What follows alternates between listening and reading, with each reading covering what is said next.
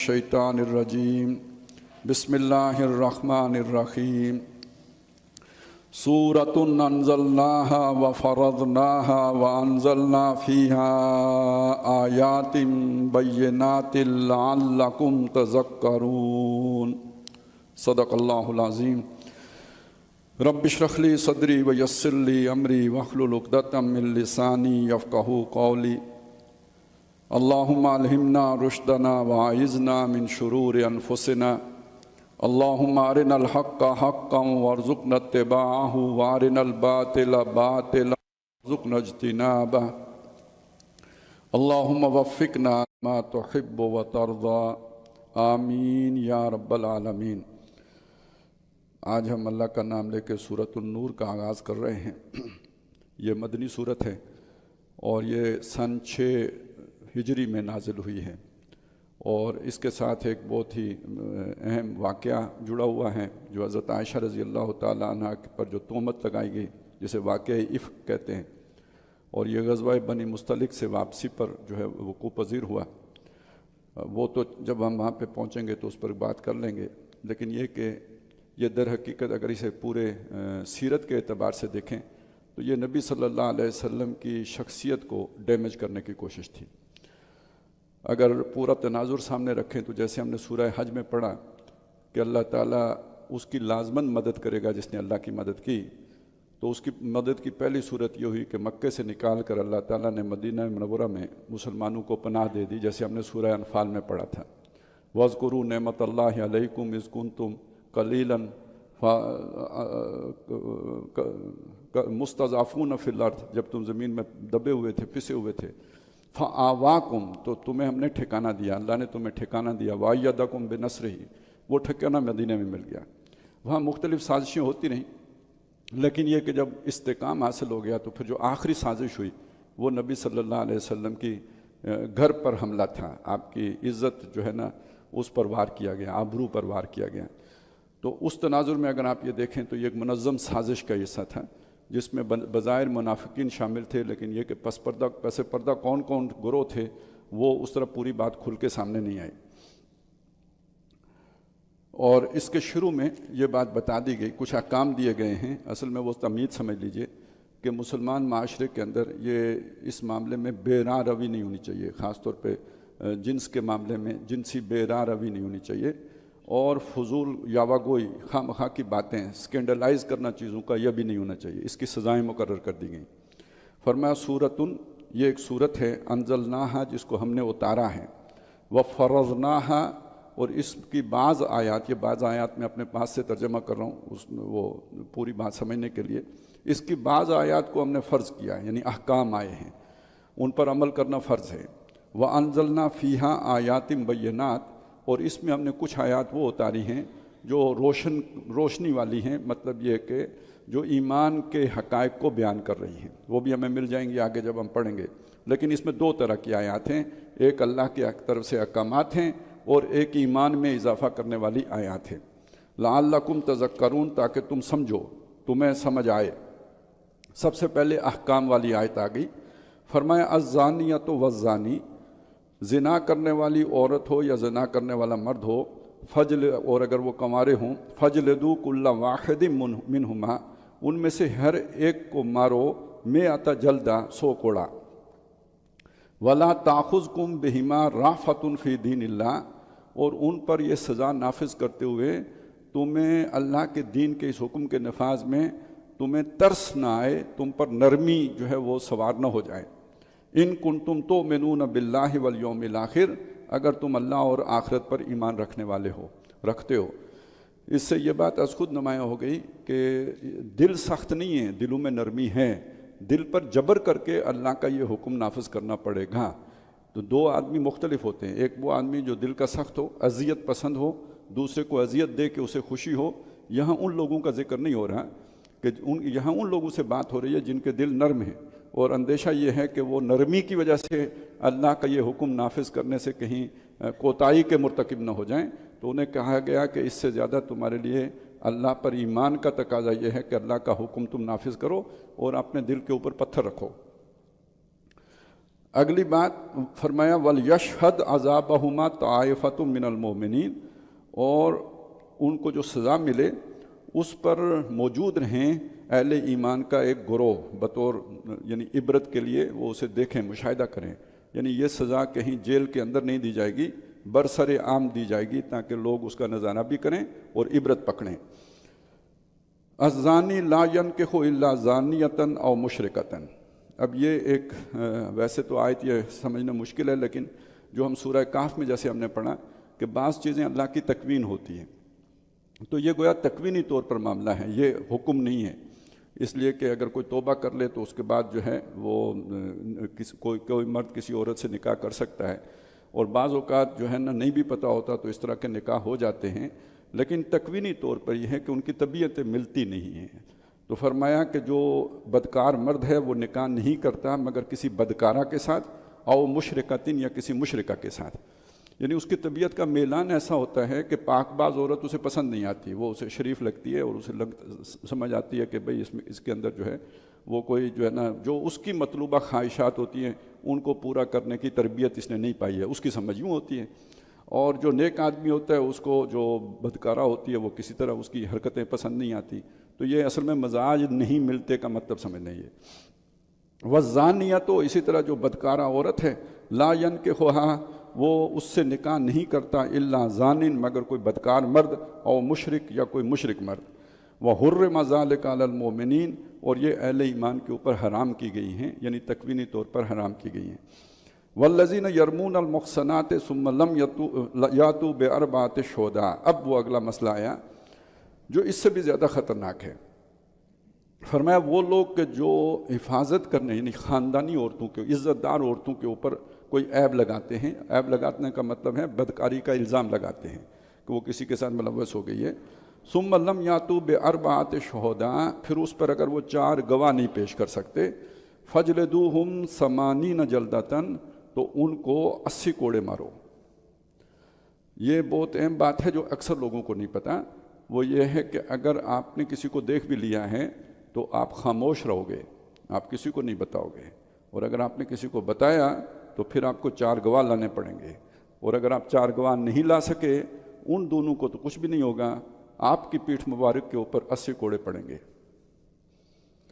اب آپ کو سمجھ آئی کہ جب ہمارے صحافی دوست کہتے ہیں کہ اگر اسلام آ گیا تو کوڑے مارے جائیں گے، تو اصل میں جس طرح وہ چیزوں کو سکینڈلائز کرتے ہیں اور جس طرح وہ اس طرح کے جو ہے نا مرچ مسالہ لگا کے یہ خبریں، تو روز 8-10 کو تو پڑھیں گے. وَلَا تَقْبَلُوا لَهُمْ شَهَادَةً أَبَدًا، اور ان سے کبھی بھی گواہی وصول. اچھا وہ کیوں یہ ایسا کرتے ہیں؟ اس لیے کہ مارکیٹ میں ڈیمانڈ ہے، لوگوں کو یہ چیز پسند ہے. وہ جس محلے میں ہو تو وہ ہر طرف یہی چمگوئی ہو رہی ہوتی ہے. تو یہ تو ہمیشہ سے چکنی چپڑی بات ہے اور اس مرچ مسالے والی بات ہے. تو آج وہ بریکنگ نیوز بن جاتی ہے. لیکن اسلام یہ بالکل نہیں چاہتا کہ ان چیزوں کا یہ چیزیں پھیلیں. یہ پھیلیں تو کسی انجام سے 2-4 ہوں، یا تو پھیلانے والا لٹکے اسے مارا جائے، نہیں تو جنہوں نے جرم کیا ہے ان کو سزا ملے، تاکہ پھیلی ہے تو پھر عبرت بھی ہو، تاکہ لوگوں کو پھر سمجھ آئے کہ اس کا انجام کیا ہوتا ہے. نہیں تو ویسے آپ پھیلائیں گے تو یہ تو رستہ دکھانے کی بات ہے. جس مولوی صاحب کو نہیں بھی پتا کہ مولوی بچوں کے ساتھ یہ کرتے ہیں، تو ایک سکینڈل آتا ہے تو اسے پتہ لگ جاتا ہے کہ بھئی یہ کام بھی ہوتا ہے، چلیں فلانی جگہ ہوتا ہے. تو کبھی کبھی اس کو بھی مطلب ایک چیز اس کو نہیں معلوم تھی، وہ رستہ کھل گیا، اسے پتہ لگ گیا. میں نے صرف مثال دی ہے، باقی تو جو کہانیاں جو نکلتی ہیں جیسے تو وہ سارا اسی طرح ہوتا ہے. محرمات بھی پھر نہیں بچتی. فَجْلِدُوهُمْ 80 جَلْدَةً وَلَا تَقْبَلُوا لَهُمْ شَهَادَةً أَبَدًا، اور ان سے کبھی بھی گواہی نہ لو. یعنی وہ گواہی کا جو ہے نا وہ اب قابل نہیں رہے، ان سے گواہی نہیں لو. وَأُولَٰئِكَ هُمُ الْفَاسِقُونَ، یہ نافرمان لوگ ہیں، فاسق لوگ ہیں. إِلَّا الَّذِينَ تَابُوا مِن بَعْدِ ذَلِكَ، سوائے ان کے کہ یعنی وہ فسق سے نکل جائیں گے، جو اس کے بعد توبہ کر لے. یہ نہیں کہ پھر 80 کوڑے نہیں مارے جائیں گے، وہ تو سزا تو نافذ ہوگی ہی ہوگی. وَأَصْلَحُوا، اور سنور جائیں. فَإِنَّ اللَّهَ غَفُورٌ رَحِيمٌ، بے شک اللہ تعالیٰ بخشنے والا مہربان ہے. اب ایک تیسری صورت ہے، وہ صورت یہ ہے کہ وَالَّذِينَ يَرْمُونَ أَزْوَاجَهُمْ وَلَمْ يَكُنْ لَهُمْ شُهَدَاء. یعنی پہلی صورت کیا ہوئی کہ گواہ آپ کے پاس 4 تھے تو وہ 2 جو مرد ہے یا عورت ہے ان کو 100 کوڑا پڑے گا. آپ کے پاس گواہ نہیں تھے، 80 آپ کو پڑیں گے. اب یہ تیسری صورت یہ آ گئی کہ میاں بیوی کا مسئلہ ہے، خاوند اپنی عورت کے اوپر الزام لگا دیتا ہے، ازواجہم ولم یکن لہم شہداء، اور اس کے پاس گواہ نہ ہوں، الا انفسہم، سوائے ان کے اپنے، فشہادۃ احدہم، تو ان میں سے ہر ایک کی گواہی ہوگی، اربعۃ شہادات باللہ، کہ وہ 4 دفعہ اللہ کی قسم کھائے گا کہ انہ لمن الصادقین، کہ وہ سچوں میں سے ہے۔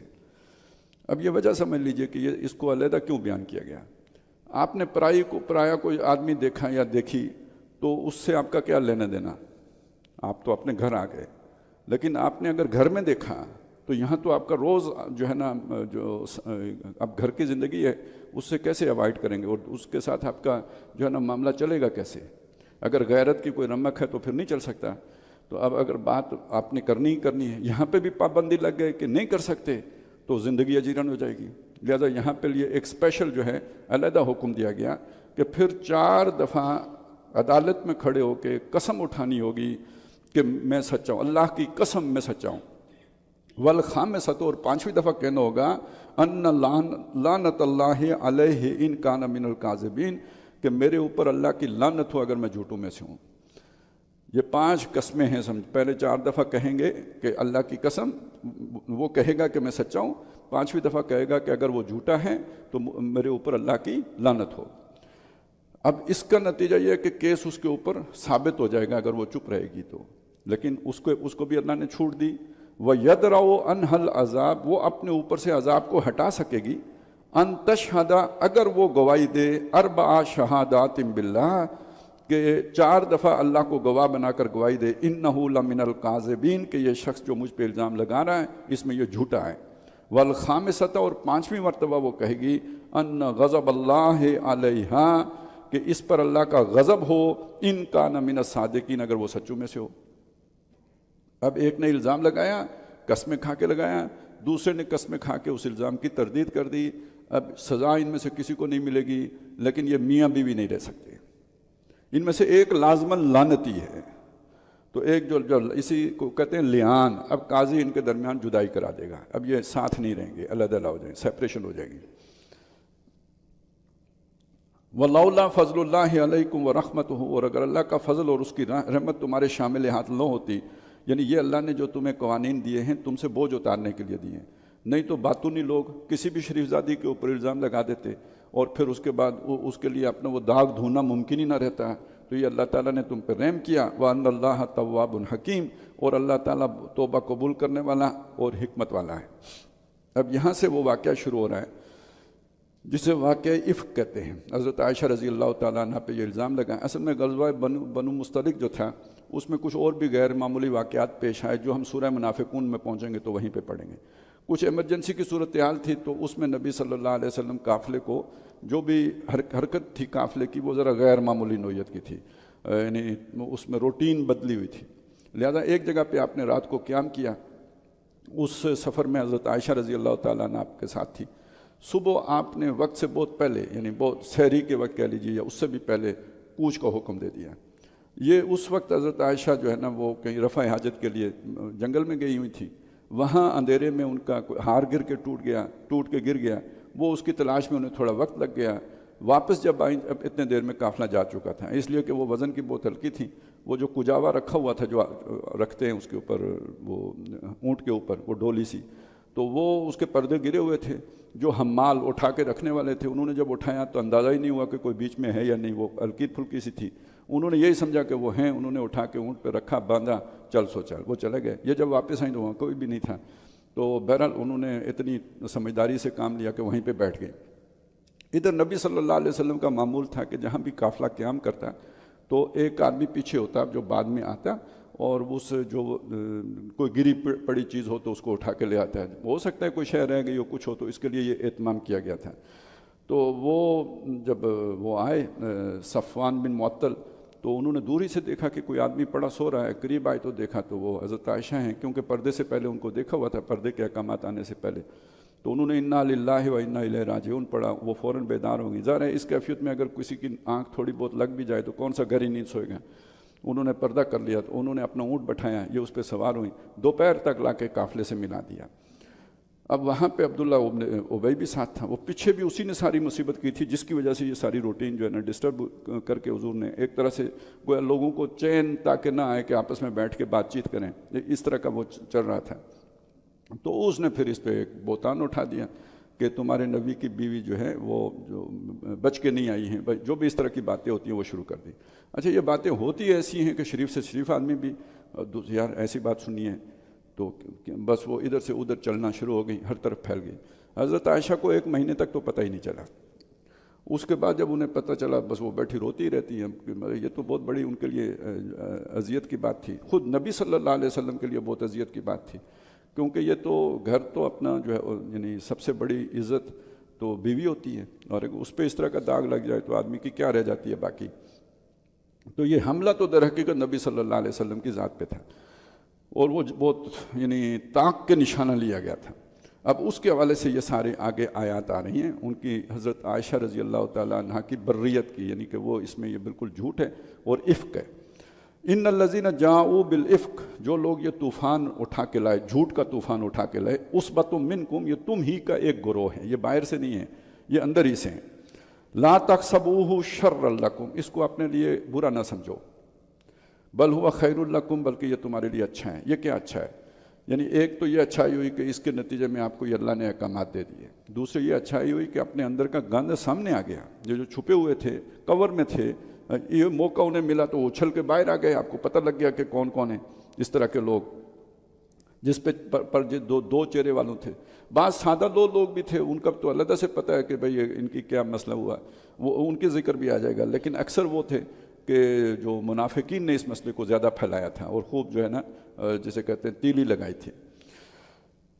لِكُلِّ امْرِئٍ مِّنْهُمْ مَا اكْتَسَبَ مِنَ الْإِثْمِ، ہر ایک کے لیے جس نے بھی یہ کام کیا ہے، ہر ایک شخص کے لیے ان میں سے جو گناہ اس نے کمایا ہے اس کا حصہ ہے، اس کی سزا ہے اس کے لیے۔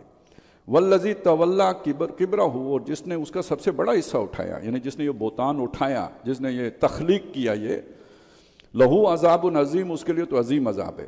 لولا اذ سمعتموہ، ایسا کیوں نہیں ہوا ہے مسلمانوں جب تم نے یہ بات سنی، ظن المؤمنون والمؤمنات بانفسہم خیرا، تو ایمان والے مردوں اور ایمان والی عورتوں نے اپنے بارے میں بھلائی خیال کی ہوتی، یہ تم سب ایک ہو، انما المؤمنون اخوۃ، تو تم نے اپنے مومن بہن کے بارے میں اور ان کے بارے میں ایسا برا گمان کیوں کیا؟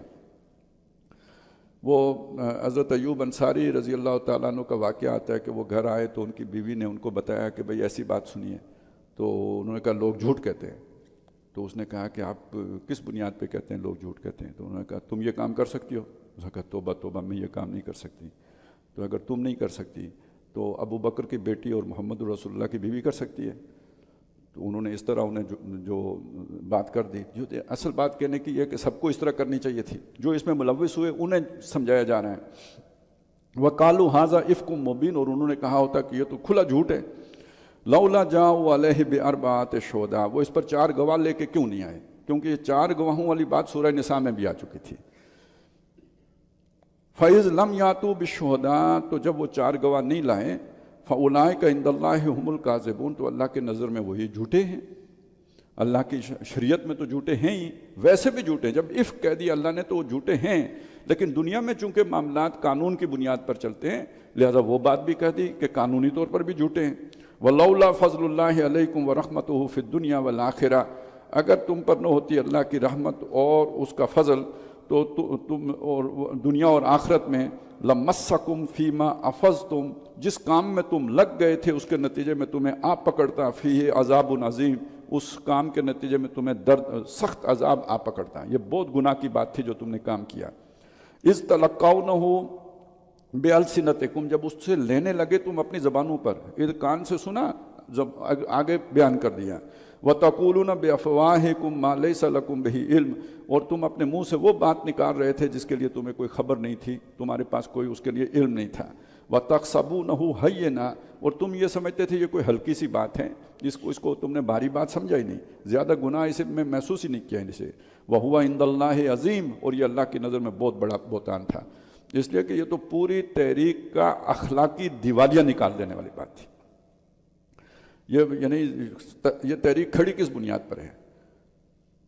اخلاق پر کھڑی ہے، اور جب سب سے بڑا لیڈر اس کے ساتھ اگر یہ ایسی بات جو ہے نا وہ عام ہو جائیں تو پھر اخلاق کدھر رہا؟ جس بیس پہ کھڑی ہے وہ بیس گرا دینے والی بات تھی. وَلَوْلَا إِذْ سَمِعْتُمُوهُ، اور ایسا کیوں نہیں ہوا جب تم نے یہ سنا، قُلْتُمْ مَا يَكُونُ لَنَا نَتَكَلَّمَ بِهَذَا، تو تم نے کہا ہوتا کہ ہمارے لیے یہ جائز نہیں ہے کہ اس پر ہم منہ کھولیں. سبحانک، اللہ تو پاک ہے، ھذا بہتان عظیم، یہ تو بہت بڑا بہتان ہے. یعظکم اللہ ان تعودوا لمثلہ ابدا ان کنتم مؤمنین، اللہ تعالیٰ تمہیں سمجھاتا ہے کہ خبردار ایسا کبھی دوبارہ کرو اگر تم میں ایمان ہے. وَيُبَيِّنُ اللَّهُ لَكُمُ الْآيَاتِ، اور اللہ تمہارے لیے اپنی آیتیں کھول کھول کے بیان کرتا ہے. وَاللَّهُ عَلِيمٌ حکیم، اور اللہ تعالیٰ سب جانتا ہے اور حکمت والا ہے. ان الذین یحبون ان تشیع الفاحشۃ فی الذین آمنوا، بے شک وہ لوگ جو چاہتے ہیں کہ ایمان والوں کے اندر فحاشی رواج پائے. جی، یہ جو سکینڈل عام ہوتے ہیں یہ بھی فحاشی پھیلانے کا ذریعہ بنتے ہیں، دوسروں کو بھی اس طرف ترغیب دلا رہے ہوتے ہیں. یعنی آج کل جیسے ہوتا ہے نا کہ بھئی محرمات کے ساتھ ہی جو جس طرح کے معاملات خبروں میں آ رہے ہوتے ہیں، تو یہ جب خبریں چھپتی ہیں تو یہ تو کوئی سوچ بھی نہیں سکتا کہ بھئی ایسا بھی ہوگا، بہن بھائی آپس میں ملوث ہوں گے یا خدا نہ خواستہ باپ بیٹی ملوث ہوں گے. لیکن جب یہ خبریں لگتی ہیں تو ایک نہ ایک بات کا پتہ لگ جاتا ہے، اور کسی کمزور لمحے میں پھر وہ کسی سے بھی وہ حرکت، یعنی وہ ایک منکر سے نکل کے معروف کے درجے میں آنا شروع ہو جاتی ہے. باقی اس سے اگلی بات ہے جو جس طرح کے جو یعنی فحاشی ڈراموں میں ہیں، فلموں میں ہیں، اور اخبارات اور رسائل کے ذریعے سے ہیں، اور اس سب کے ذریعے سے ایمان والوں کے اخلاق بگاڑنے کی مہم پر جو لوگ ہوں تو ان کے لیے لہم عذاب علیم، ان کے لیے دردناک عذاب ہے پھر دنیا میں بھی، یعنی کوئی نہ کوئی قانون سازی کر کے ان کو عذاب دیا جائے گا. والآخرہ، اور آخرت میں تو اللہ انہیں دے گا ہی دے گا. واللہ یعلم وانتم لا تعلمون، اور اللہ جانتا ہے اور تم نہیں جانتے. اب آپ سوچئے کہ جن لوگوں کو اپنے جرائم کا پتہ ہے، جو کہتے ہیں اگر شریعت نافذ ہو گئی تو ہمیں کوڑے پڑیں گے، تو وہ اعلان کیا کر رہے ہیں کہ ہم اللہ سے نہیں ڈرتے کیونکہ آخرت میں تو عذاب ادھر کون بچائے گا. چلیں دنیا میں تو شریعت نہیں نافذ ہوئی اور آپ کی پیٹھ مبارک محفوظ رہی، لیکن آخرت میں اس پیٹھ کو کون بچائے گا؟ اس کا مطلب آپ کو یقین ہے کہ آخرت انہی نہیں ہے. پھر دوسرا مطلب یہی ہے، یا یہ ہے کہ اللہ تعالیٰ نے یہ احکامات جو دیے ہیں ان پر کوئی اللہ آپ مکلف ہی نہیں ہیں، آپ چہیتے ہیں لاڈلے، اللہ آپ سے نہیں پوچھے گا. یا یہ ہے کہ آپ کا کوئی بہت بڑا ادھر سفارشی موجود ہے جو آپ کو اللہ سے بچا لے گا. وہ جیسے دنیا میں فائلوں کو ٹائر لگ جاتے ہیں تو وہاں بھی آپ کی فائل موو کر جائے گی آگے. وَلَوْلَا فَضْلُ اللَّهِ عَلَيْكُمْ وَرَحْمَتُهُ، اور اگر اللہ کا فضل اور اس کی رحمت تمہارے شامل ہاتھ نہ ہوتی تو پھر تم اس عذاب میں پڑ جاتے. وہ یہ مہربانی ہے اللہ کی تم پر. وَأَنَّ اللَّهَ رَؤُوفٌ الرَّحِيمٌ، اور اللہ بہت نرمی کرنے والا مہربان ہے.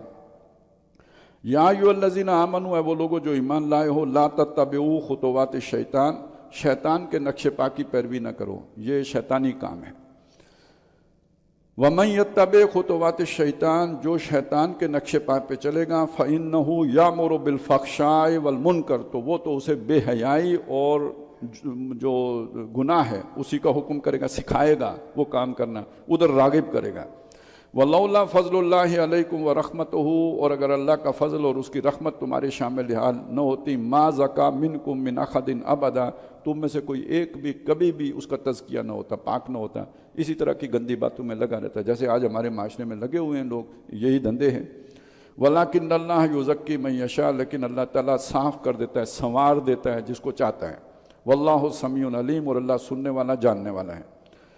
وَلَا يَأْتَلِ أُولُو الْفَضْلِ مِنْكُمْ وَالسَّعَةِ أَنْ يُؤْتُوا أُولِي الْقُرْبَى وَالْمَسَاكِينَ وَالْمُهَاجِرِينَ فِي سَبِيلِ اللَّهِ، اور قسم نہ کھائیں تم میں سے اولو الفضل، درجے والے لوگ، دولت مند لوگ جن کو اللہ نے دنیا میں کوئی مقام اور مرتبہ دیا ہے، تم میں سے اس بات جن کو اللہ نے مالی وسعت دی ہے، وہ اس پر قسم نہ کھائیں کہ وہ اپنے قریبی رشتہ داروں، محتاجوں اور مہاجرین جو اپنا ملک چھوڑ کر مدینے میں آ گئے ہیں ان پر اپنا پیسہ خرچ نہیں کریں گے اللہ کی راہ میں، جنہوں نے ہجرت کیا ان پر. وَلْيَعْفُوا، انہیں چاہیے کہ معاف کر دیں، وَلْيَصْفَحُوا، اور درگزر سے کام لیں. یہ ایک اَلَا تُحِبُّونَ أَن يَغْفِرَ اللَّهُ لَكُمْ، کیا وہ یہ پسند نہیں کرتے کہ اللہ تعالیٰ ان کو بخش دے، معاف کر دے، تو وہ بھی معاف کر دیں. یہ واقعہ ہے اصل میں حضرت ابو بکر صدیق، ظاہر ہے حضرت عائشہ ان کی بیٹی ہیں، ان کے ایک بھانجے تھے، مستح ان کا نام تھا، اور ان کا معاملہ یہ ہوا کہ وہ بھی اس کام میں بڑھ چڑھ کر انہوں نے حصہ لیا، یہ بات خوب پھیلائی، اور وہ ہجرت کر کے آئے تھے ان کے ساتھ، حضرت ابو بکر کے ساتھ. تو حضرت ابو بکر ان کو ماہانہ کچھ امداد دیتے تھے جس سے ان کا گزر بسر ہوتا تھا. تو ان کو ان کی بات کا بہت دکھ ہوا کہ اس نے کو تو یہ بات نہیں پھیلانی چاہیے تھی. تو وہ اس رنجیدگی کی کیفیت میں انہوں نے قسم کھا لی کہ اب میں اس کی امداد بند کرتا ہوں, میں نہیں دوں گا. تو اللہ تعالیٰ نے اس پر یہ آیت اتاری, وَلْيَعْفُوا وَلْيَصْفَحُوا, انہیں چاہیے معاف کر دیں, درگزر کریں. أَلَا تُحِبُّونَ أَن يَغْفِرَ اللَّهُ لَكُمْ, کیا تم یہ پسند نہیں کرتے کہ اللہ تعالیٰ تمہیں بخش دے, معاف کر دے؟ یہ آیت سن کے حضرت ابو بکر نے فرمایا, بلا یا ربنا انا نحب, کیوں نہیں اے ہمارے رب, ہم پسند کرتے ہیں کہ تو ہمیں معاف کر دے. اور کہتے ہیں اس کے بعد انہوں نے وہ وظیفہ جو تھا پہلے وہ دگنا کر دیا, ڈبل کر دیا کہ آئندہ دگنا دوں گا. واللہ غفور الرحیم, اللہ بخشنے والا مہربان ہے. تو یہ صفات اپنے اندر بھی پیدا کرو, تم بھی بخشنے والے بنو, مہربانی کرنے والے بنو. ان الذین یرمون المحصنات الغافلات المؤمنات, بے شک وہ لوگ کہ جو حفاظت کرنے والیاں بے خبر, ان دھندوں سے بے خبر, لا تعلق ایمان والیوں پر جو الزام تراشی کرتے ہیں, ان کے اوپر کوئی اس طرح کا بہتان باندھتے ہیں. لعنوا فی الدنیا والآخرہ, ان پر لعنت کی گئی ہے دنیا اور آخرت میں. کتنی بڑی بات ہے. چلیں سزا تو نہیں ملی, بچ گئے, شریعت نافذ نہیں ہے, لیکن اگر کسی کے اوپر جھوٹا الزام لگایا ہے کسی بے خبر مومنہ کے اوپر, تو اللہ کی طرف سے اس پر لعنت ہے ایسے شخص پر, دنیا میں بھی ہے اور آخرت میں بھی ہے. وَلَهُمْ عَذَابٌ عَظِيمٌ, اور ان کے لیے بڑا عذاب ہے. یوم تشہد علیہم السنتہم, جس دن ان کی اپنی ہی زبانیں ان کے خلاف گواہی دیں گی. اس دن ادھر 4 گواہ لانے کی ضرورت نہیں ہے, اپنی زبانیں بولیں گی.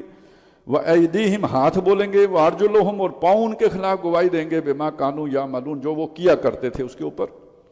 يَوْمَئِذٍ يُوَفِّيهِمُ اللَّهُ دِينَهُمُ الْحَقَّ, اس دن اللہ تعالیٰ ان کی جو بھی سزا ہوگی پوری پوری ان کو دے دے گا. دین جو بھی ان کا جو ہے نا سزا بنتی ہوگی, بدلہ پورا پورا دے دے گا, وہ انصاف کے ساتھ. وَيَعْلَمُونَ أَنَّ اللَّهَ هُوَ الْحَقُّ الْمُبِينُ, اور انہیں لگ پتہ جائے گا کہ اللہ ہی ہے حق کو واضح کر دینے والا, کھول دینے والا. الخبیثات للخبیثین والخبیثون للخبیثات, ویسے عام طور پہ ہم اس کا ترجمہ جو اسی جو سیاق و سباق میں یہی کرتے ہیں کہ گندی عورتیں ہیں گندے مردوں کے لیے, اور گندے مرد ہیں گندی عورتوں کے لیے. لیکن یہ کہ عبدالحق محدث دہلوی نے جو, یا یہ جو اپنا محمود الحسن نے جو ترجمہ کیا ہوا ہے رحمۃ اللہ علیہ, کہ گندیاں ہیں گندوں کے واسطے اور گندے ہیں واسطے گندیوں کے, اس ترجمے میں وسعت ہے اس ترجمے کے مقابلے میں. اس میں ظاہر ہے گندی عورتیں اور گندے مرد بھی آ گئے, اس کی گنجائش بھی ہے, اور اس سے آگے گندی باتیں بھی آ گئی ہیں. یہ جو لوگ گندی باتیں پھیلاتے ہیں یہ وہی ہیں جو خود گندے ہیں. گندا آدمی ہی گندی بات پھیلائے گا, ورنہ اچھے آدمی کے لیے گندی بات زبان پہ لانا ہی مشکل ہو جائے گا. اس کو مزید وسعت دیں کہ جو گندے نظریات, گندے خیالات, گندے آئیڈیاز, گندے نیریٹو ہیں, ان کی طرف لپکتے بھی گندے لوگ ہی ہیں. اب آگے چلیں. وَالطَّيِّبَاتُ لِلطَّيِّبِينَ, اور ستھریاں ہیں ستھروں کے واسطے. میں یہ وہ ترجمہ دیکھ کے اس لیے کر رہا ہوں کہ ذرا اس کی وسعت کا آپ کو اندازہ ہو, اور اس سے آپ کو یہ بھی پتہ چلے کہ ترجمہ ایک فن ہے, یہ ہر آدمی کے کرنے کا کام نہیں ہے. ستھریاں ہیں ستھروں کے واسطے. وَالطَّيِّبُونَ لِلطَّيِّبَاتِ, اور ستھرے واسطے ستھریوں کے. اس میں بھی پھر وہی بات آ جائے گی کہ نیک بیویاں نیک مردوں کے لیے, وہ بھی اس کے اندر گنجائش موجود ہے. اور جو اچھی باتیں اچھے لوگ کرتے ہیں, بری باتیں انہیں بری لگتی ہیں, اچھی باتیں وہ کرتے ہیں, اچھے خیالات کو وہ قبول کرتے ہیں. اب یہاں کلمہ طیبہ کون قبول کرے گا؟ جو خود طیب ہوگا. اب یہ اس کے ساتھ جوڑ لیں, جس کے اندر وہ نور ہدایت ہوگا, وہ جو اللہ نے اس کے اندر وہ رکھا تھا روح کی صورت میں, وہ جس کا زندہ ہوگا یا کام کر رہا ہوگا, فنکشنل ہوگا, وہ کلمہ طیبہ اور توحید کی بات کو قبول کرے گا. اور جو خبیث طبیعتیں ہوں گی وہ اس سے اباہ کریں گی, اسے ناپسند کریں گی. اولئک مبرؤون مما یقولون, ان کی سب سے بڑی نشانی یہ ہے کہ یہ اس بات سے مبرہ ہیں جو لوگ ان کے بارے میں باتیں کرتے ہیں.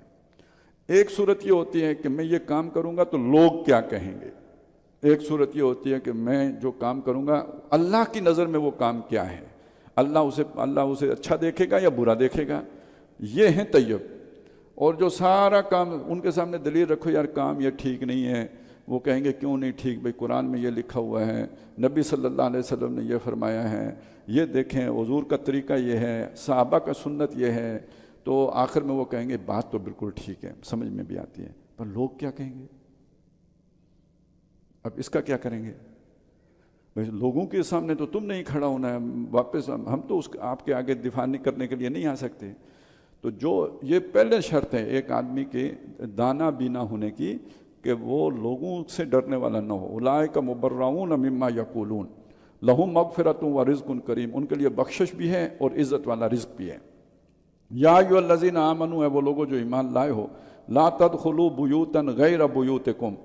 اب یہاں سے کچھ احکامات دیے جا رہے ہیں جن کا تعلق اس چیز کے ساتھ ہے جو ہم نے سورہ بنی اسرائیل میں پڑھی تھی، وہ سورہ انعام میں بھی آئی تھی کہ یہ بے حیائی کے کام کے قریب بھی نہ جاؤ. سورہ انعام میں تھا وَلَا تَقْرَبُوا الْفَوَاحِشَ مَا ظَهَرَ مِنْهَا وَمَا بَطَنَ، اور سورہ بنی اسرائیل میں تھا وَلَا تَقْرَبُوا الزِّنَا، زنا کے قریب نہ جاؤ.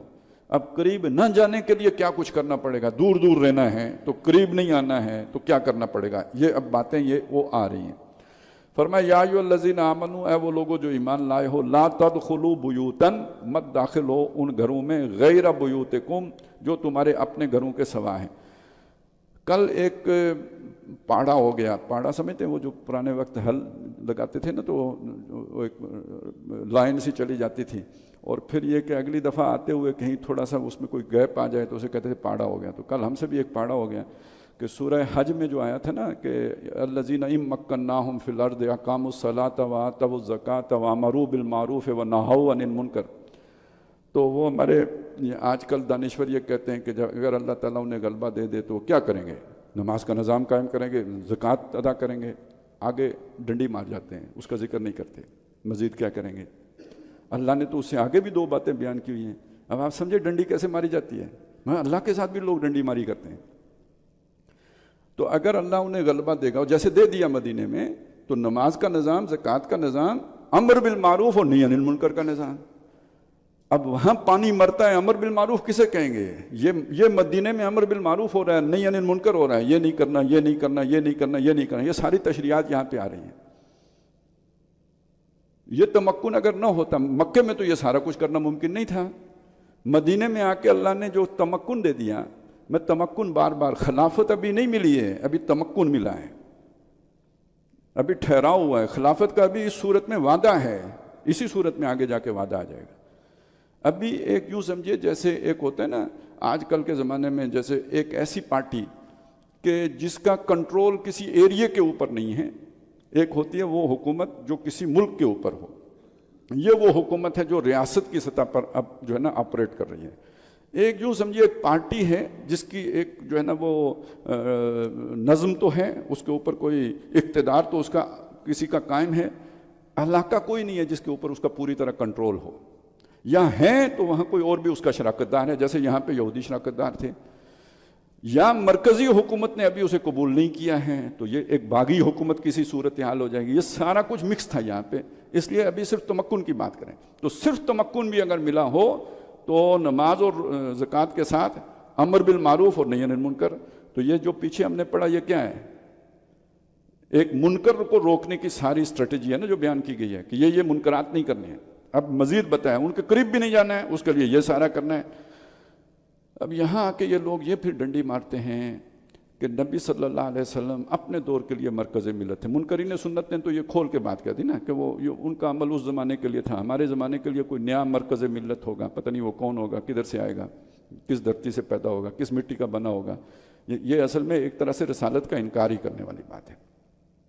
اور کچھ لوگ پھر ایک اور کام کرتے ہیں، یہ حکم اس دور کے لیے تھا، اس دور کے لیے نہیں. یہ پردے کے احکامات اس دور کے لیے تھے، آج کے دور کے لیے نہیں. یہ وہاں کا رواج تھا. اور بھائی کہاں رواج تھا؟ ان کو سکھایا جا رہا ہے، اندر اتارا جا رہا ہے، یہ نہیں کرنا، یہ نہیں کرنا، یہ نہیں کرنا. رواج تو ان کے بھی الٹے تھے سارے، ان الٹے رواجوں کو سیدھا کیا گیا ہے. تو اب دیکھیے کیا کیا گیا. اے وہ لوگوں جو ایمان لائے ہو، مت داخل ہو کسی گھر میں غیر بیوتکم، جو تمہارے اپنے گھر کے سوا ہو، حتیٰ تستانسوا، جب تک کہ بول چال نہ کر لو، باہر سے کوئی کھنگار لو، کسی کو پتہ لگے گھر والوں کے کوئی آیا ہے باہر. آج کل جس کے لیے ہم ناک کرتے ہیں، وَتُسَلِّمُوا عَلَىٰ أَهْلِهَا، اور گھر والوں کے اوپر سلام کر لو. اب یہ والا نظام نہیں تھا نا وہاں جو آج ہے. آپ نے دروازہ بند رکھا ہوا ہے، چلیں ڈاکوں کے خطرے سے بند رکھا ہوا ہے تو یہ فائدہ حاصل ہو جاتا ہے، آنے سے پہلے پتہ لگ جاتا ہے. وہاں کھلے گھر ہیں، اور کوئی اگر آتا ہے پتہ ہی نہیں لگے گا، سیدھا سر پہ آ جائے گا. اب وہاں پہ میاں بیوی ہیں یا کوئی ہے، وہ کس حالت میں ہے، تو ایک خام خواہ کی جو ہے نا بے پردگی ہوگی، تو اس لیے پہلے باہر سے کوئی کھنگار کے اطلاع کرو تاکہ کسی کو پتہ لگ جائے، وہ اپنی جو ہے نا وہ جو بھی یعنی اسے اندازہ ہو، پھر تیاری کر لے آپ کو ریسیو کرنے کی۔ ذالکم خیر لکم، یہ تمہارے لیے بہتر ہے، لعلکم تذکرون، تاکہ تم سمجھو۔ فَإِن لَمْ تَجِدُوا فِيهَا أَحَدًا، آپ نے بلایا اور آپ نے وہاں کسی کو نہیں پایا، یعنی کسی نے مڑ کے جواب ہی نہیں دیا، فَلَا تَدْخُلُوهَا، مت داخل ہونا وہاں، حَتَّى يُؤْذَنَ لَكُمْ، جب تک کہ آپ کو اجازت نہ دی جائے۔ وَإِن قِيلَ لَكُمْ، اور ایک اور صورت ہے، یعنی ایک تو یہ کوئی بولا ہی نہیں آگے سے تو چلے جاؤ واپس، 3 دفعہ دستک دو واپس، اور اگر کوئی بولا ہے اور اس نے مڑ کے کیا کہا، ارجعوا، چلے جاؤ واپس، میں نہیں مل سکتا، فرجعوا، چلے جاؤ، اس پہ ناراض ہونے کی بات نہیں ہے۔ آپ وقت لے کے تو نہیں آئے تھے، ٹائم لے کے آتے تو آپ کا حق تھا، ٹائم لیے بغیر آئے ہیں تو اب دوسرے کی مرضی ہے کہ آپ کو جو ہے انٹرٹین کرتا ہے یا نہیں کرتا، واپس چلے جاؤ۔ ہوا ازکا لکم، یہی تمہارے لیے بہتر ہے۔ واللہ بما تعملون علیم، اور جو کچھ تم کرتے ہو اللہ اس سے واقف ہے۔ لیس علیکم جناح ان تدخلوا بیوتا غیر مسکونۃ، دیکھیں کتنی تفصیلی ہدایات ہیں، اس میں تم پر کوئی گناہ نہیں ہے کہ تم کسی ایسے گھر میں داخل ہو جو جس میں کوئی مکین نہ ہو، جسے آج ہم مکان کہتے ہیں۔ ایک گھر ہوتا ہے، ایک مکان ہوتا ہے، دو چیزیں، ہوم اور ہاؤس کا جو فرق ہے۔ وہ کسی کا شعر ہے نا کہ میرے مولا مجھے اتنا تو معتبر کر دے، میں جس مکان میں رہتا ہوں اس کو گھر کر دے۔ تو یہ مکان اور گھر کا فرق ہے۔ تو جو مکان ہے اس میں اگر آپ نے داخل ہونا ہے تو کوئی حرج نہیں، داخل ہو جاؤ۔ فیہا متاع لکم، جہاں تمہارا کوئی گودام ہے، دکان ہے، کوئی سامان وہاں پہ پڑا ہے۔ واللہ یعلم ما تبدون وما تکتمون، اللہ جانتا ہے جو کچھ تم ظاہر کرتے ہو، جو کچھ تم چھپاتے ہو۔ کل للمؤمنین، اب یہ دیکھیے مزید امر بالمعروف مزید آ رہا ہے۔ کل فرما دیجئے للمؤمنین، ان لوگوں کو جو ایمان لائے ہیں، یغضوا من ابصارہم، اپنی نگاہیں نیچی رکھیں۔ اب یہ نگاہیں نیچی رکھنے کا یہ مطلب نہیں کہ ہر وقت پاؤں میں دیکھ کے چلیں، دوسروں کو ٹکرے مارتے پھریں، مطلب یہ ہے کہ جب آپ کی نگاہ کسی غیر محرم پہ پڑے تو اس وقت نیچی کر لیں۔ وہ جیسے آپ کہیں پہاڑی علاقے میں جا رہے ہوں، آپ نے ہیڈ لائٹس فل رکھی ہوئی ہیں، ضرورت ہے آپ کی، موڑوں کا پتہ ہی نہیں لگے گا، لیکن آگے سے گاڑی آ رہی ہو تو شرافت کا تقاضا یہ ہے کہ فوراً انہیں ڈم کر لیں، بس اتنی ساری بات ہے، آنکھیں ڈم کر لیں، بس نیچے جھکا لیں۔ وَيَحْفَظُوا فُرُوجَهُمْ، اور اپنی شرمگاہوں کی حفاظت کریں، ذَلِكَ أَزْكَىٰ لَهُمْ، یہ ان کے لیے زیادہ بہتر ہے۔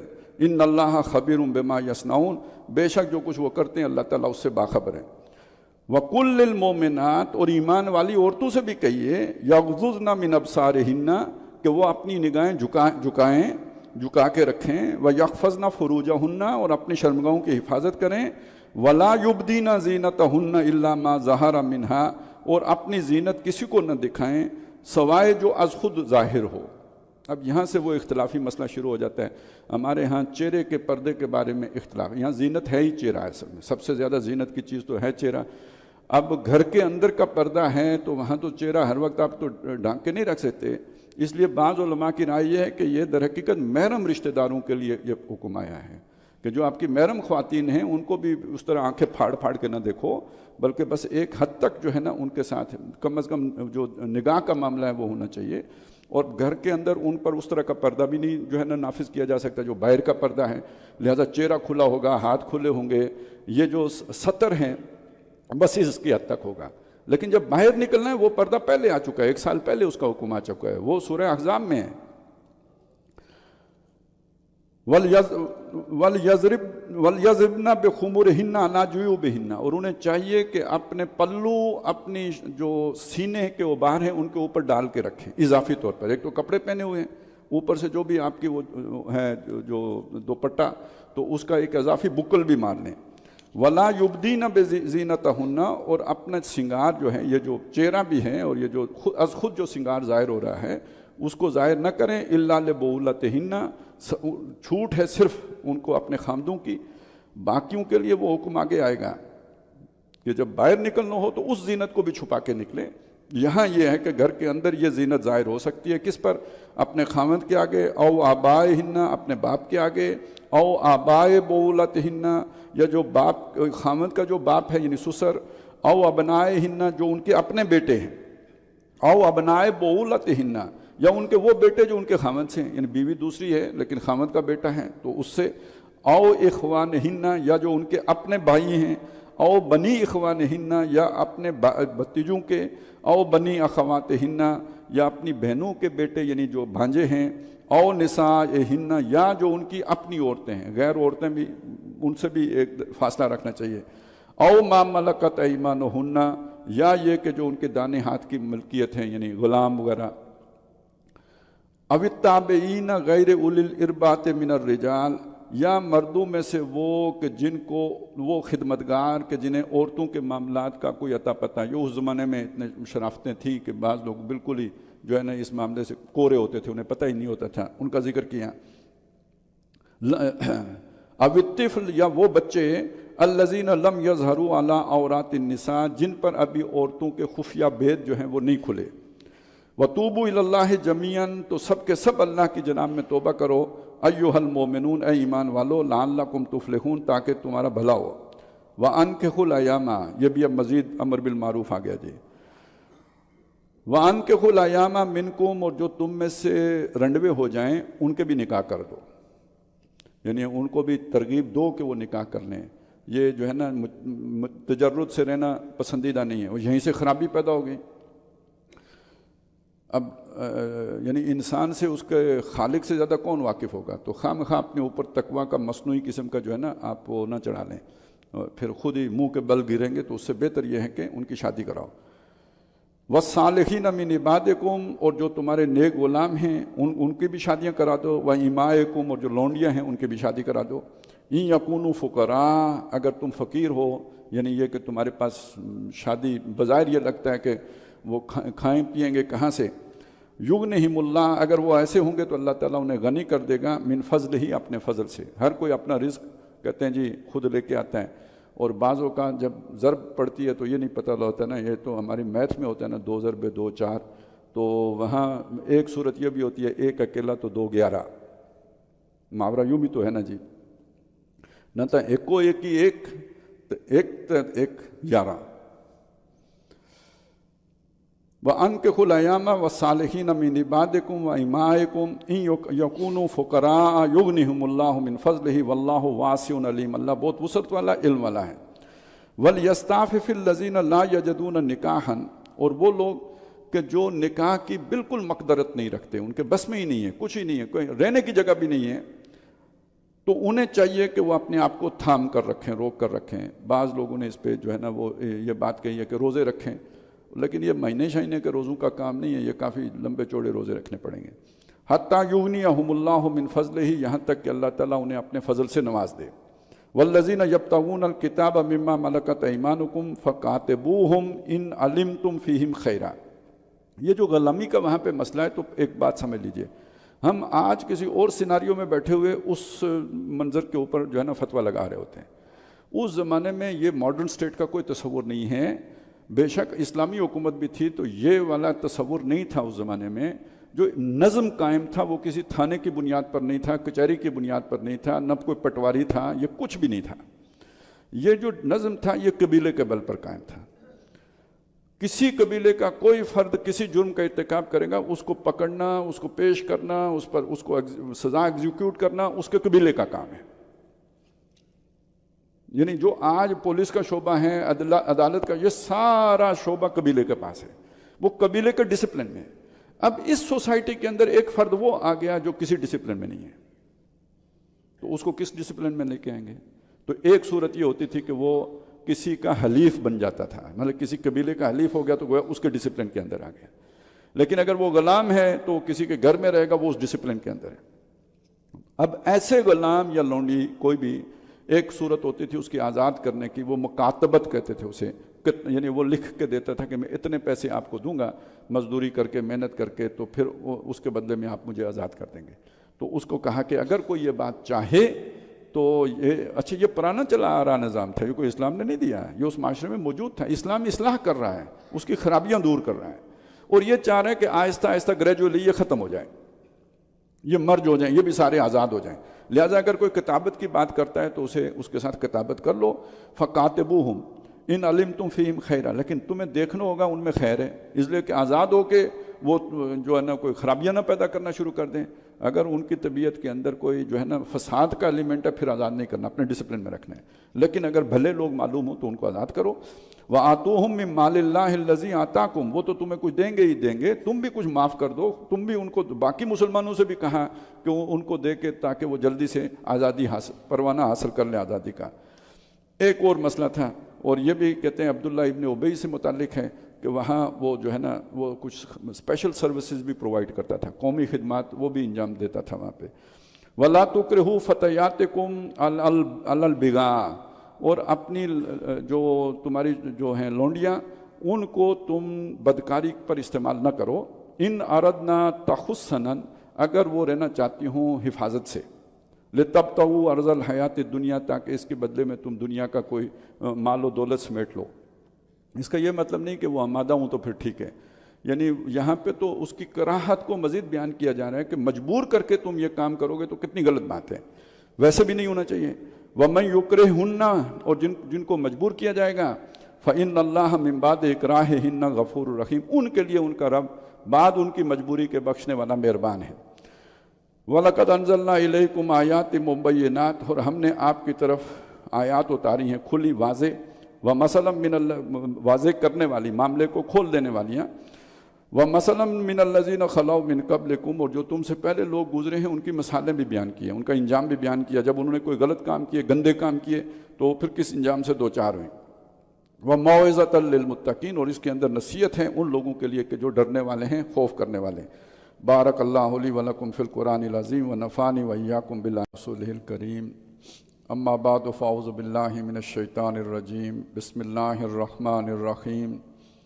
اللہ نور السماوات والارض، مثل نورہ کمشکاۃ فیہا مصباح، المصباح فی زجاجہ، الزجاجۃ کأنہا کوکب دری یوقد من شجرۃ مبارکۃ زیتونۃ لا شرقیۃ ولا غربیہ، یکاد زیتها یضیء ولو لم تمسسہ نار، نور علی نور، یہد اللہ لنورہ من یشاء، ویضرب اللہ الامثال للناس، واللہ بکل شیء علیم۔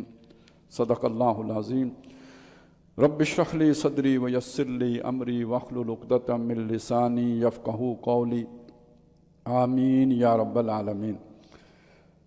سورہ نور کی آیت نمبر 35، وہ جو شروع میں آیا تھا کہ اللہ تعالیٰ نے اس میں کچھ آیات وہ اتاری ہیں کہ جو فرض کی گئی ہیں، اور کچھ وہ ہیں کہ جو آیات بینات ہیں، تو یہ آیات بینہ کی ایک بہت واضح نشانی ہے۔ اس میں اصل میں بعض لوگوں کو مغالطہ ہوا کہ شاید اللہ تعالیٰ کی ذات زیر بحث ہے، اللہ کی ذات زیر بحث نہیں ہے۔ بندہ مومن کے دل میں اللہ کا جو ایمان کی کیفیت ہوتی ہے، یا جو اس کے یوں سمجھے جو اجزائے ترکیبی ہیں، جس طرح وہ وجود میں آتا ہے، تو اس کا ذکر کیا گیا ہے اس آیت میں۔ پہلی بات یہ بیان کی کہ اللہ نور السماوات والارض، اللہ آسمانوں اور زمین کا نور ہے، یعنی اس کو اگر آپ یہ سمجھیں کہ جیسے سورج کی مدد سے ہم چیزیں دیکھتے ہیں، تو حقیقت کی دنیا سے اگر آپ آشنائی حاصل کرنا چاہتے ہیں تو دل میں نور بصیرت کا ہونا بہت ضروری ہے۔ علامہ اقبال نے ایک بات کہی ہے کہ گما آباد ہستی میں یقیں مرد مسلماں کا، بیاباں کی شب تاریک میں قندیل راہبانی۔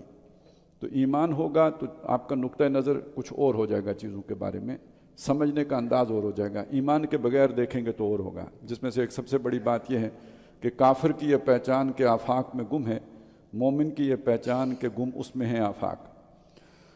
اسی فرق کی وجہ سے اتنی اللہ کی نشانیاں دیکھنے کے باوجود سائنٹسٹ ایمان نہیں لاتے، جبکہ بندہ مومن کے لیے ایک پتے کے اندر بھی وہ بھی اللہ کی صنائی اور اللہ کی معرفت کا ایک بہت بڑا کارخانہ بن کے اس کے سامنے آ جاتے ہیں۔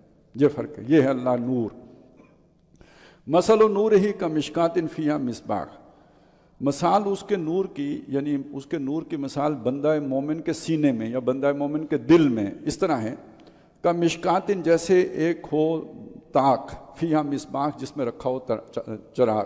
پرانے وقتوں میں یہ بلب وغیرہ تو نہیں ہوتے تھے، دیوار میں تاک بنا ہوتا تھا جس کے اندر کوئی چراغ رکھ دیتے تھے۔ المصباح فی زجاجہ، اور وہ چراغ رکھا ہوا ہو ایک شیشے کے اندر، جیسے لالٹین کا تصور ہے، یا جو اس طرح یعنی اندر کوئی ایلیمنٹ جل رہا ہے اور باہر اس کو منعکس کرنے کے لیے ایک شیشہ ہے۔ अज़्ज़ुजाजतु कअन्नहा कौकबुन, रोशनी अंदर इतनी है कि वो पूरा शीशा जो है वो ऐसे है जैसे एक चमकता हुआ तारा हो, दुर्रियुन, चमकता हुआ तारा हो। यूक़दु मिन शजरतिन मुबारका, अब उसमें कहीं से तेल भी तो आ रहा है ना जिससे वो चमक रहा है, कोई करंट, कोई तेल वो आ रहा है एक ऐसे दरख्त से जो बरकत वाला है।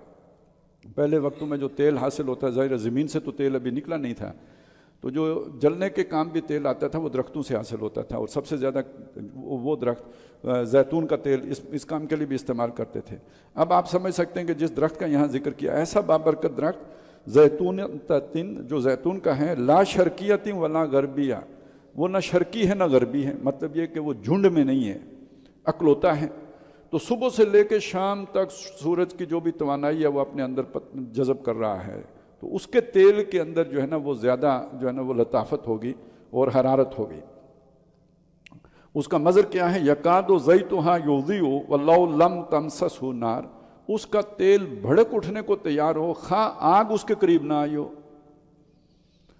अगर आप थोड़ा सूरह बकरा में चले जाएं कि वह मसलुहुम का मसलिल लज़ी इस्तौक़दा नारा, इनकी मिसाल ऐसे है जैसे एक आग, इंसान ने आग रोशन की। फलम्मा अज़ाअत मा हौलहु, जब उस आग ने सारे माहौल को रोशन कर दिया, ज़हबल्लाहु बिनूरिहिम, अल्लाह इनकी रोशनी ले गया।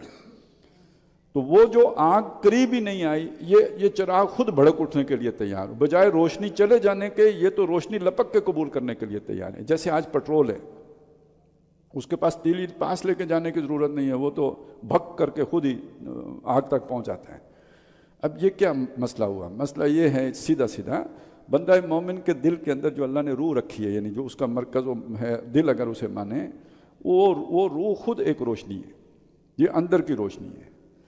इसके सामने जब वो वही की बात आती है, वो भी एक रोशनी है जो रसूल लेके आता है, तो ये एक ऐसी कैफियत हो जाती है, वो जैसे हमारे उस शेर में आती है ना कि जी देखना तकरीर की लज्जत के जो उसने कहा, मैंने ये जाना गोया यही मेरे दिल में है, तो ये तो लपक के कबूल करेगा। जिसकी वो रोशनी मांद पड़ गई है, अंदर अंधेरा हो गया है, उसको ढूंढना पड़ेगा जाके, जैसे वो डीजल को आग लगानी पड़ जाए तो मुसीबत पड़ जाए कि कैसे आग लगाएं। तो ये कुफार का मामला ये है। मोमिन का मामला, जिसका दिल के अंदर वो रिसिपिएंट जो है ना, वही का रिसिपिएंट वो फंक्शनल है, तो वो लपक के कबूल करे, आगे बढ़ के कबूल करेगा, जैसे वो आग कबूल करता है। वल्लौ लम तमससहु नार, हाँ आग ने उसे न छुआओ।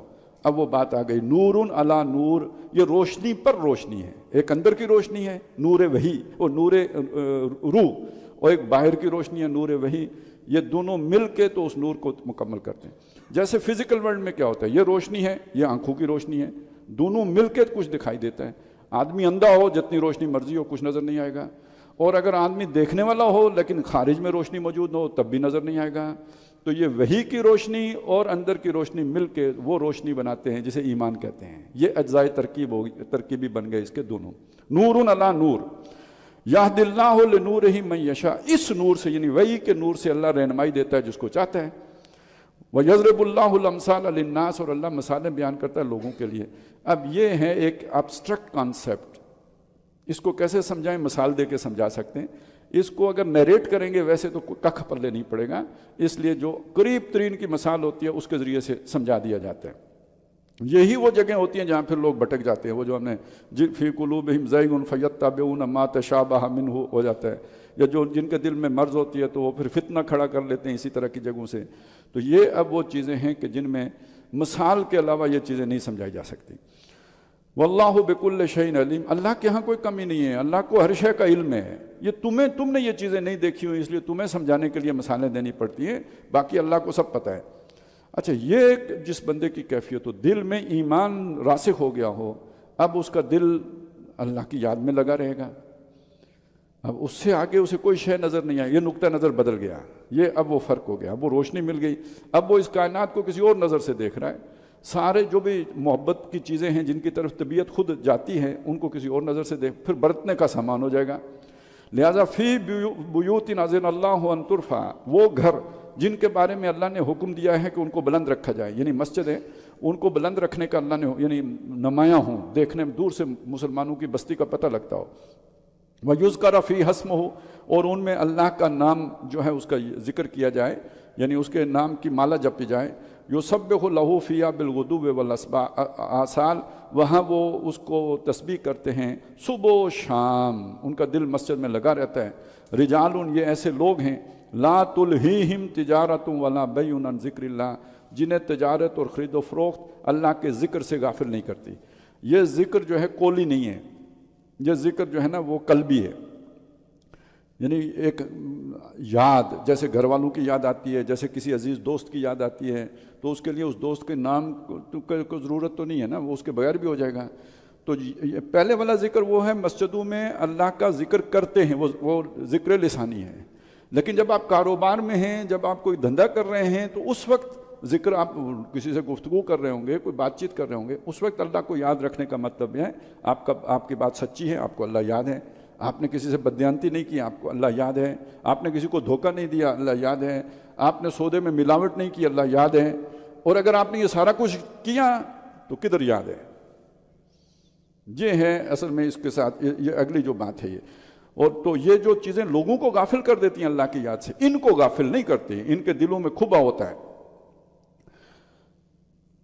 वह इकाम सला, और नमाज कायम रखने, ज़ाहिर है अल्लाह याद है तो जो ही आवाज़ आएगी तो वो सारा धंधा अपना छोड़ के सीधी मस्जिद पहुँचेंगे। वह इता ज़कात अदा करने से, यखाफून, ये सारे नेक काम करके भी इनके ऊपर जो ना एक गलबा होता है इस बात का, अल्लाह का डर का और अल्लाह के सामने पेशी का।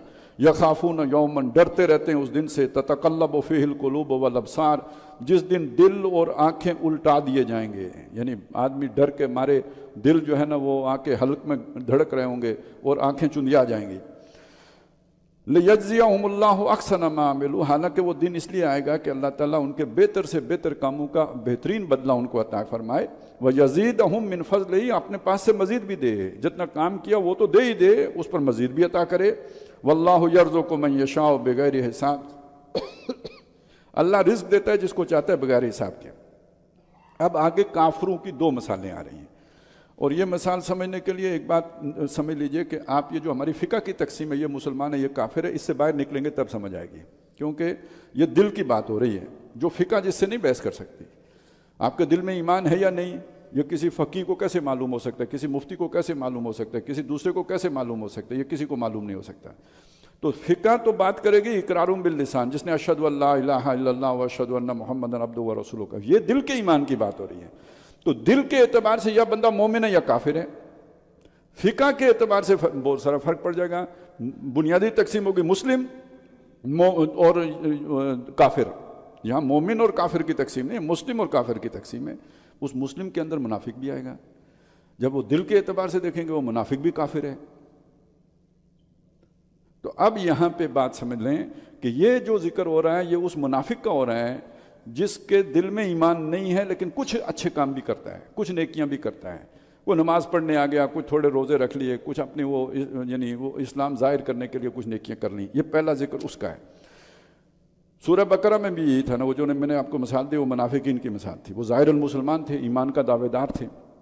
वल्लज़ीना कफ़रू अमालुहुम, वो लोग के जिन्होंने कुफ्र किया उनके अमाल की मिसाल है, मिसाल ही है। वो पहले मिसाल सच्चे ईमान वाले की थी, ये मिसाल जो है ना वो खोटे ईमान वाले, जिसका दावा ईमान का है, दिल में ईमान नहीं है। उनके अमाल की मिसाल है कसराबिन, जैसे शराब होता है, पानी नजर आता है दूर से। कसराबिन बिकियातिन, जंगल में किसी बियाबान में सहरा में होता है। यकसबुहु ज़मानु माआ, प्यासा समझता है पानी है, दूर से प्यास लगी है, देखा भाई पानी नजर आया, चलो जी उधर चलते हैं। इज़ा जाहु लम यजिदहु शैया, लेकिन जब वहां पहुंचता है तो उसे कुछ भी नहीं पाता। अब ये बात इधर जोड़ी कि एक शख्स है जिसने कुछ नेक अमाल किए, उन पे तकिया है कि आखिरत में काम आएंगे। हत्ता इज़ा जाअहु, यहाँ तक कि जब वहाँ पहुँचा, लम यजिदहु शैयन, वहाँ उसने कुछ भी नहीं पाया। अमल किधर गए, बड़े बड़े काम किए कहाँ हैं ही नहीं। जैसे शराब नहीं तो ऐसे अमल भी नहीं।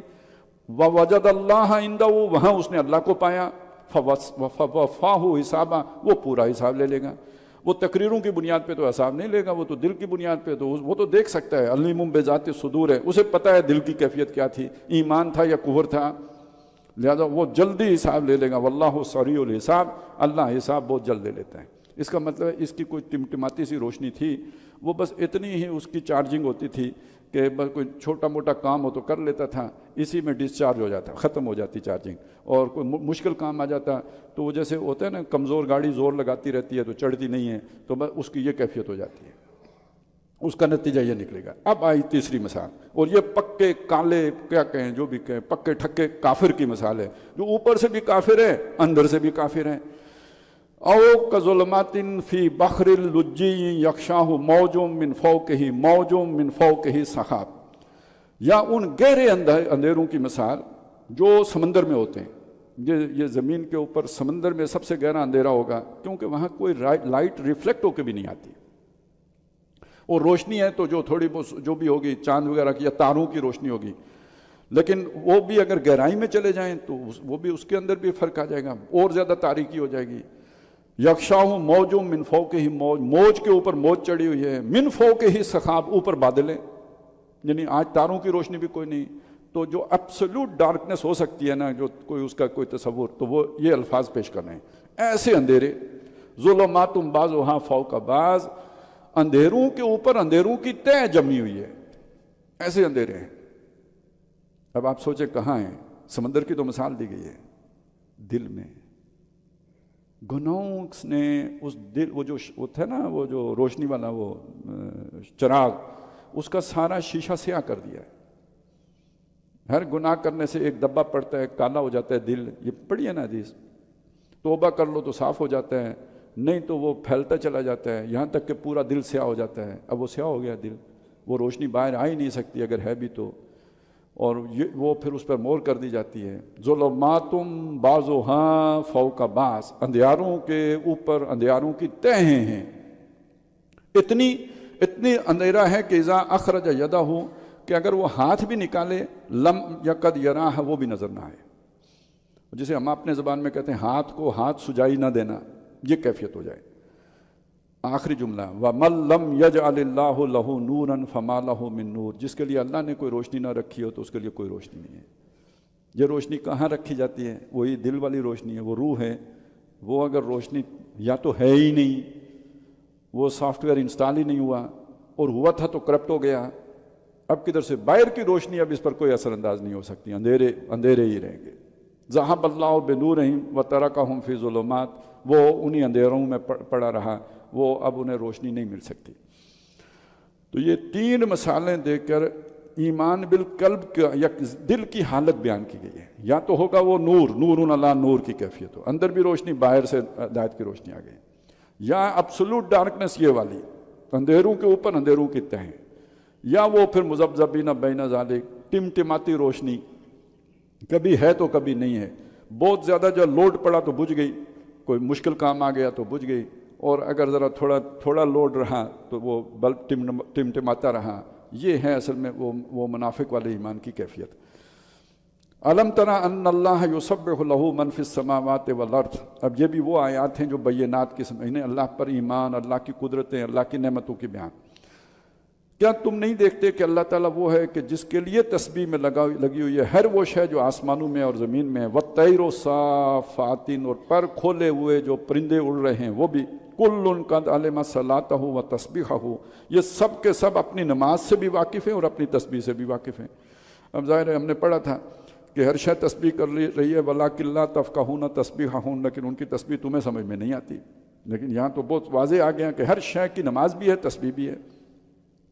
واللہ علیم بما یفعلون، جو وہ کرتے ہیں اللہ جانتا ہے، حساب اللہ کے پاس ہے سب. وللہ ملک السماوات والارض، اللہ ہی کی بادشاہی ہے آسمانوں میں اور زمین میں. یہ اللہ کی بادشاہی کا سارا نظام ہے، اس کا حکم چل رہا ہے، ہر شے کے اوپر چل رہا ہے، اسی لیے تو وہ اس کی تسبیح کر رہی ہے. وَإِلَى اللَّهِ الْمَصِيرُ، اور اسی کی طرف لوٹ کے جانا ہے. یہ پوری بساط لپٹ کے اسی کے حضور تمام معاملات کو پیش کیا جانا ہے. الم تر ان اللہ یزجی سحابا ثم یؤلف بینہ، کیا تم نہیں دیکھتے کہ اللہ تعالیٰ ہانک کر لاتا ہے بادلوں کو، پھر ان کو ملا دیتا ہے، علیحدہ علیحدہ ٹکڑے ہوتے ہیں پھر انہیں قریب کر دیتا ہے. ثم یجعلہ رکاما، پھر تہ در تہ رکھتا ہے، ایک دوسرے کے اوپر انہیں رکھتا ہے. فتر الودق یخرج من خلالہ، تو تم دیکھتے ہو کہ اس کے درمیان سے بارش برستی ہے. بادل آئے، بادلوں کے اندر سے پانی نکلا، میں برسا. وَيُنَزِّلُ مِنَ السَّمَاءِ مِن جِبَالٍ فِيهَا مِن بَرَدٍ، اور آسمان کے پہاڑوں سے اولے برساتا ہے۔ یہاں پہ آسمان کے پہاڑ کیا ہوتے ہیں؟ آسمان پر جو بادل ہیں وہ پہاڑ ہیں۔ اچھا یہ بھی نیچے سے اوپر دیکھیں تو نہیں پتہ لگے گا کہ پہاڑ ہیں، لیکن اب آج کل کوئی ہوائی جہاز کے سفر کے دوران جب وہ اوپر سے دیکھتے ہیں تو وہ بالکل پہاڑوں کی معلوم ہوتے ہیں، بڑے بڑے پہاڑ دکھائی دیتے ہیں۔ ان پہاڑوں کے اندر سے وہ اولے برساتا ہے۔ فَيُصِيبُ بِهِ مَن يَشَاءُ، پھر ان کو ڈالتا ہے جس پہ چاہتا ہے، وہ جو کہتے ہیں یالہ باری ہوئی۔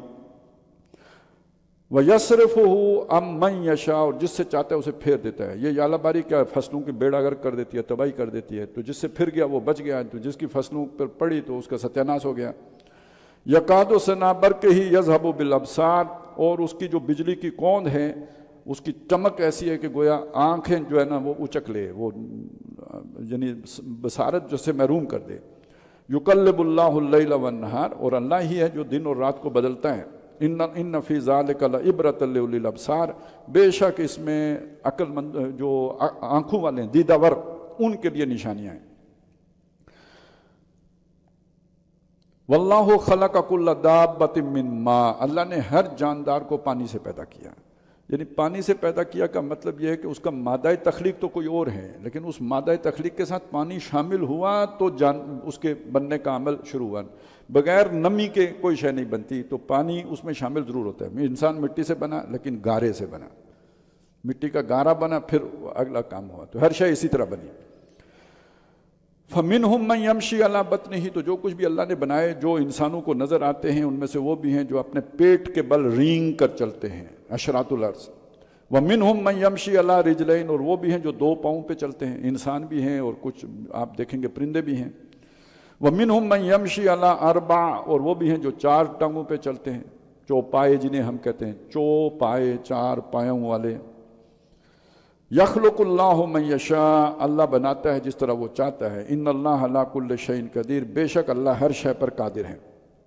لقد انزلنا آیات مبینات، ہم نے اتاری ہیں وہ آیتیں جو کھولنے والی ہیں، یہ والے مضامین کھول کر بیان کرتی ہیں۔ واللہ یہدی من یشاء الی صراط مستقیم، اور اللہ رہنمائی دیتا ہے جس کو چاہتا ہے صراط مستقیم کی۔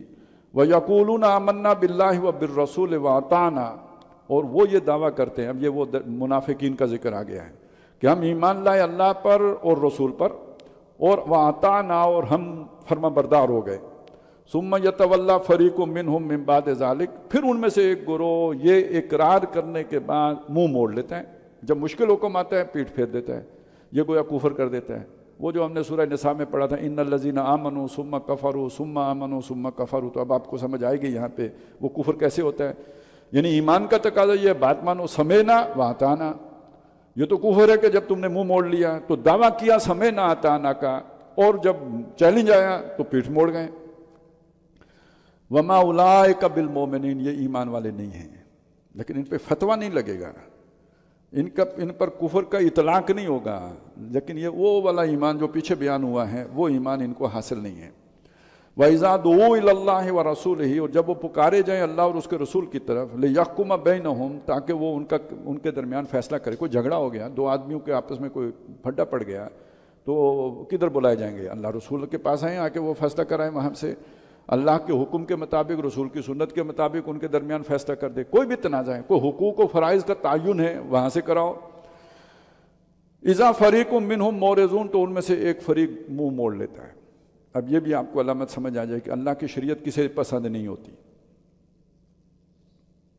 جو کہتے ہیں کہ جی نافذ ہو گئی تو یہ نقصان ہو جائے گا، تو وہ اس کے پیچھے مرض کیا ہے، روگ کیا ہے؟ مرض ان کا ہے، اور جو قاسیت قلوبہم ہے تو وہ ان کے لیے پھر بیانیہ بناتے ہیں۔ وَإِذَا دُعُوا إِلَى اللَّهِ وَرَسُولِهِ، اور لِيَحْكُمَ بَيْنَهُمْ إِذَا فَرِيقٌ مِّنْهُمْ مُعْرِضُونَ وَإِن يَكُن لَّهُمُ الْحَقُّ، اگر ان کا حق ان کو اسلام میں ان کا حق ہو، یعنی اس میں انہیں اندازہ ہو کہ ہمیں مل جائے گا، یاتوا الیہ مذعنین، تو قبول کرنے کے لیے حاضر ہو جاتے ہیں۔ یعنی آپ اگر اسے بہت ہی سیدھا سیدھا سمجھنا چاہیں، جب آپ نے کسی کے خلاف اقدام کرنا اور بتایا جائے کہ بھئی اقدام کرنے کے اسلامی طریقے یہ ہیں، تو اس وقت لگتا ہے بھئی اسلام بہت پرانے زمانے کی چیز تھی، جدید زمانے کے تقاضے ہم اختیار کریں گے۔ جب اگلے مڑ کے آ کے بیچ میں پھٹنے لگنے شروع ہو جائیں تو پھر آپ کو اسلام یاد آتا ہے کہ اسلام میں تو خودکشی حرام ہے۔ اس سے پہلے نہیں یاد آتا کہ جو ہم کر رہے ہیں یہ اسلام کے مطابق ہیں یا نہیں ہے. اب کسی مفتی صاحب سے پوچھنے کی ضرورت نہیں ہے، لیکن جب پھر وہ مصیبت پڑے تو اب دوڑو کہ اسلام کیا کہتا ہے اس کے بارے میں. اور یہ چیز آپ کو گھروں میں بھی نظر آئے گی. وہ ساس بہو کا جھگڑا ہو، ماں بیٹے کا جھگڑا ہو، باپ بیٹے کا جھگڑا ہو، ہر اپنے معاملے میں وہ چاہے گا کہ اسے آزادی ملے، میرا گھر میری مرضی، میرا جسم میری مرضی. لیکن جہاں اس نے کسی سے لینا ہو کچھ تو وہاں کہتے ہیں اسلام تو یہ کہتا ہے. اسلام یہ نہیں کہتا جو یہ کر رہا ہے، اسلام یہ کہتا ہے. بھائی جو تو کر رہا ہے وہ کہاں اسلام کہتا ہے؟ یہی کام ادھر تھا. حق ملنا ہو تو دوڑے آتے ہیں. افی قلوبہم مرضن، کیا ان کے دل میں مرض ہے؟ اب آپ کو سمجھ آ گئی مرض کس کے دل میں ہوتا ہے. ام ارتابو، یا یہ شک میں ہیں. ام یخافون ان یخیف اللہ علیہم ورسولہ، یا انہیں ڈر ہے کہ اللہ اور رسول ان کے خلاف ان کی ناانصافی کریں گے ان کے ساتھ. بل اولئک هم الظالمون، اصل بات یہی لوگ ظالم ہیں. انما کان قول المومن، اب سمجھیے حقیقی مومن کون ہوتا ہے؟ جس کے دل میں ایمان ہو. اس کا رویہ کیا ہوتا ہے؟ جو مومن ہیں ان کی بات تو بس یہ ہوتی ہے، اذا دعوا الی اللہ ورسولہ لیحکم بینہم، جب کسی فیصلہ کے لیے اللہ اور رسول کی طرف انہیں دعوت دی جاتی ہے کہ آؤ اللہ رسول تمہارا فیصلہ کریں، ان کی بات بس یہ ہوتی ہے کہ ان یقولوا سمعنا واطعنا، وہ کہتے ہیں ہم نے سنا، ہم نے مانا، دل و جان سے مانا، تسلیم ہے. وَأُولَٰئِكَ هُمُ الْمُفْلِحُونَ، یہی لوگ بامراد ہوں گے، کامیاب ہوں گے، فلاح پائیں گے. وَمَن يُطِعِ اللَّهَ وَرَسُولَهُ وَيَخْشَ اللَّهَ وَيَتَّقِهِ، اور جو اطاعت کرے اللہ کی اور رسول کی اور اللہ سے ڈرتا ہے اور بچ کر چلتا ہے دنیا کی زندگی میں، فَأُولَٰئِكَ هُمُ الْفَائِزُونَ، یہی لوگ اپنی مراد کو پائیں گے. وَأَقْسَمُوا بِاللَّهِ جَهْدَ أَيْمَانِهِمْ، اچھا جس نے کام نہیں کرنا اس نے قسموں ہی سے گزارا چلانا ہے. اللہ کی زوردار قسمیں کھا کھا کے کہیں گے لَإِنَّ أَمَرْتَهُمْ لَيَخْرُجُونَ، اگر آپ ہمیں حکم کریں گے ہم ضرور آپ کے ساتھ نکلیں گے. حضور کیوں نہیں، ہم تو آپ کے آگے آگے چلیں گے. ہم تو یہ بھی نہیں کہیں گے آپ قدم بڑھائیں ہم آپ کے ساتھ ہیں، ہم آپ سے آگے دوڑے دوڑے جائیں گے. آپ ایک دفعہ حکم تو کر کے دیکھیں. قُلْ لَا تُقْسِمُوا، نبی ان سے کہیے کہ قسمیں نہ کھاؤ. طاعۃ معروف، ہاں تمہاری جو اطاعت ہے وہ معروف ہے. دو معنی ہو سکتے ہیں اس کے، کہ جتنا کچھ تم مانتے ہو سب کو پتہ ہے. اور دوسرا معنی یہ ہو سکتا ہے کہ جی یہ قسمیں کھانے کی ضرورت نہیں ہے، سیدھے بھلے طریقے سے جیسے باقی لوگ بات مانتے ہیں بات مانو. مشکل وقت گھر بیٹھے رہتے ہو اور یہاں آ کے زبانی کلامی جو ہے نا لپ سروس ساری وہ چلا کے تو جو ہے نا اپنے نمبر بناتے ہو، اس کی ضرورت نہیں ہے. ان اللہ خبیر بما تعملون، جو کچھ تم کرتے ہو اللہ اس سے باخبر ہے. قل اطیعوا اللہ واطیعوا الرسول، اے نبی فرمائیے کہ اطاعت کرو اللہ کی اور رسول کی. اچھا یہ تھے وہ لوگ جنہوں نے وہ افق اٹھایا تھا سارا. ایک بات سمجھ لیجئے، وہ کوئی کہانی مشہور ہے نا کہ ایک کوئی لومڑی جو ہے نا وہ اس کا کہیں وہ گئی تو دم کٹ گئی. اب وہ بڑی بے شرم ہوئی کہ کیا بتاؤں گی جا کے کیا ہوا. تو اس نے بتایا جی مجھے جب پہنچی اپنے قبیلے میں، اس نے کہا یار یہ تو بہت ہلکا پھلکا فیل کر رہی ہوں اور کیا انجوائے کر رہی ہوں، آپ کو اندازہ نہیں ہے. اس نے ایک کو قائل کیا تم بھی دم کٹاؤ.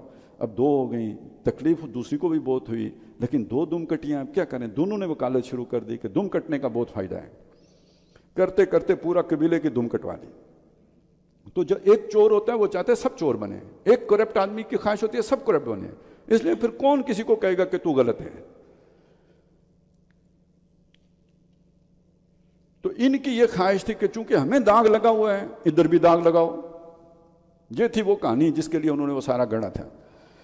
قل اطیعوا اللہ واطیعوا الرسول فإن تولوا، اگر تم منہ موڑو گے فإنما علیہ ما حمل، تو رسول کے ذمہ وہ ہے جو اس کے ذمہ ڈالا گیا.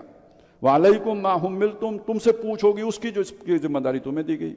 اب آگے کھولا کہ رسول کے ذمہ کیا اور تمہارے ذمہ کیا ہے. وَإِن تُطِيعُوهُ تَهْتَدُوا، تمہارے ذمہ یہ ہے کہ وہ رسول کی اطاعت کرو گے ہدایت پا جاؤ گے. رسول کے ذمہ کیا ہے؟ وَمَا عَلَى الرَّسُولِ إِلَّا الْبَلَاغُ الْمُبِينُ، رسول کے ذمہ سوائے پہنچانے کے اور کچھ بھی نہیں ہے. ظاہر ہے اس پہنچانے کے اندر ان کا اپنا عمل بھی شامل ہے، کوئی شک نہیں، لیکن یہ کہ اصل ذمہ داری پہنچا دینے. تمہیں پہنچ گیا تو بس رسول اپنی ذمہ داری ادا کر چکے، پھر تمہارا محاسبہ ہوگا. وعد اللہ الذین آمنوا منکم، اللہ نے وعدہ کیا تم میں سے ان لوگوں سے جو ایمان لائے، جنہوں نے ایمان. اب خود سوچئے، اب جب ہم نے یوں پڑھا نا یہاں پہ پہنچے تو اب سمجھنا آسان ہو گیا. اللہ نے تم سے ان سے وعدہ کیا جنہوں نے ایمان کا دعویٰ کیا، یا ان سے وعدہ کیا جن کے دل میں ایمان اترا، جن کے دل میں ایمان اترا. تو اللہ کا وعدہ ان سے جنہوں نے ایمان لانے کا حق ادا کیا، ایمان حقیقی ایمان لائے، دل و جان سے جنہوں نے اللہ کو مانا، ان سے وعدہ ہے. اور صرف انہی سے نہیں ہے، وَعَمِلُوا الصَّالِحَاتِ، جنہوں نے نیک اعمال بھی کیے۔ اچھا نیک اعمال کیا ہیں؟ ابھی اسی رکوع میں دیکھیے نا، اللہ رسول کی کامل اطاعت کا نام نیک اعمال ہے۔ اس اطاعت کے اندر اتباع بھی شامل ہے، اس اطاعت کے اندر جہاد بھی شامل ہے، اس اطاعت کے اندر جان و مال کی قربانیاں بھی شامل ہیں، انفاق بھی شامل ہے، قتال بھی شامل ہے۔ اللہ کے لیے بھوک پیاس برداشت کرنا، پیٹ پہ پتھر باندھنا، سب نیک اعمال ہیں۔ تو نیک اعمال کا حق ادا کر دیا۔ نہیں تو ہلکے پھلکے نیک اعمال تو مکے میں بھی تھے نا، یہ ساری آزمائشیں جو مدینے میں آئی ہیں، وَلَنَبْلُوَنَّكُمْ بِشَيْءٍ مِّنَ الْخَوْفِ وَالْجُوعِ وَنَقْصٍ مِّنَ الْأَمْوَالِ وَالْأَنفُسِ وَالثَّمَرَاتِ وَبَشِّرِ الصَّابِرِينَ، یہ بشارت ان کو ہے جو ایمان لائے اور یہ ساری صراط مستقیم پر چلے، جس کے لینڈ مارکس یہ ہیں، خوف ہے، بھوک ہے، جو جان و مال کا نقصان ہے، جو اس سفر میں ہم رکاب ہوئے رسول کے، ان سے اللہ کا وعدہ ہے۔ کیا وعدہ ہے جی؟ لَيَسْتَخْلِفَنَّهُمْ، ان سب کو خلافت عطا کرے گا، فی الارض، زمین میں، كَمَا اسْتَخْلَفَ الَّذِينَ مِن قَبْلِهِمْ، جیسے کہ اس نے خلافت عطا کی تھی ان کو جو ان سے پہلے گزرے۔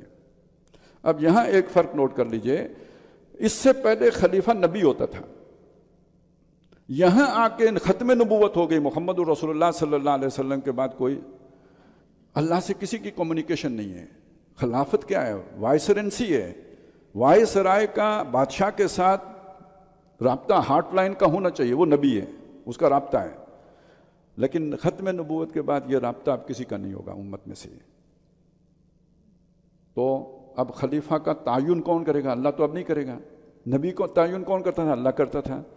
اب وہ نہیں ہے، کمیونیکیشن نہیں ہے، لہذا اب کوئی مطاع مطلق نہیں ہے جس کا حکم سر آنکھوں ہی پر ہو۔ پہلے اس کے حکم کو قرآن و سنت کے اس پر دیکھا جائے گا، نمبر ایک۔ نمبر دو، خلافت اب فرد کی نہیں ہے، پوری امت کی ہے۔ لہذا اب جو خلیفہ ہوگا وہ خلیفۃ اللہ نہیں ہوگا، خلیفۃ المسلمین ہوگا۔ یہ فرق لوگوں کو سمجھ نہیں آتا۔ یہاں جس کا دل کرتا ہے اٹھ کے کہتا ہے میں خلیفہ، تب باقیوں نو کپاں گا، جو نہیں منے او دی خیر نہیں۔ یہ خلافت نہیں ہے، خلافت امت خلیفہ بناتی ہے، اس لیے وہ خلیفۃ المسلمین ہے۔ پہلے کون بناتا تھا؟ اللہ بناتا تھا، وہ خلیفۃ اللہ ہوتا تھا، معمور من اللہ، اور وہ اللہ کی طرف سے معمور کیا ہوا، اپوائنٹڈ اللہ کی طرف سے۔ اب اللہ نہیں اپوائنٹ کرے گا، امت اپوائنٹ کرے گی۔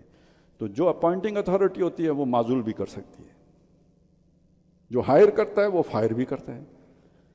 یہ اب یعنی وہ کوئی تاحیات نہیں ہوگی، اگر کوئی غلطی ہوگی یہ بھی طے ہو سکتا ہے 5 سال ہو، 7 سال ہو، 4 سال ہو، یہ امرہم ہے، یہ تمہارا امر ہے، خود مشورہ کر لو، امرہم شورا بینہم۔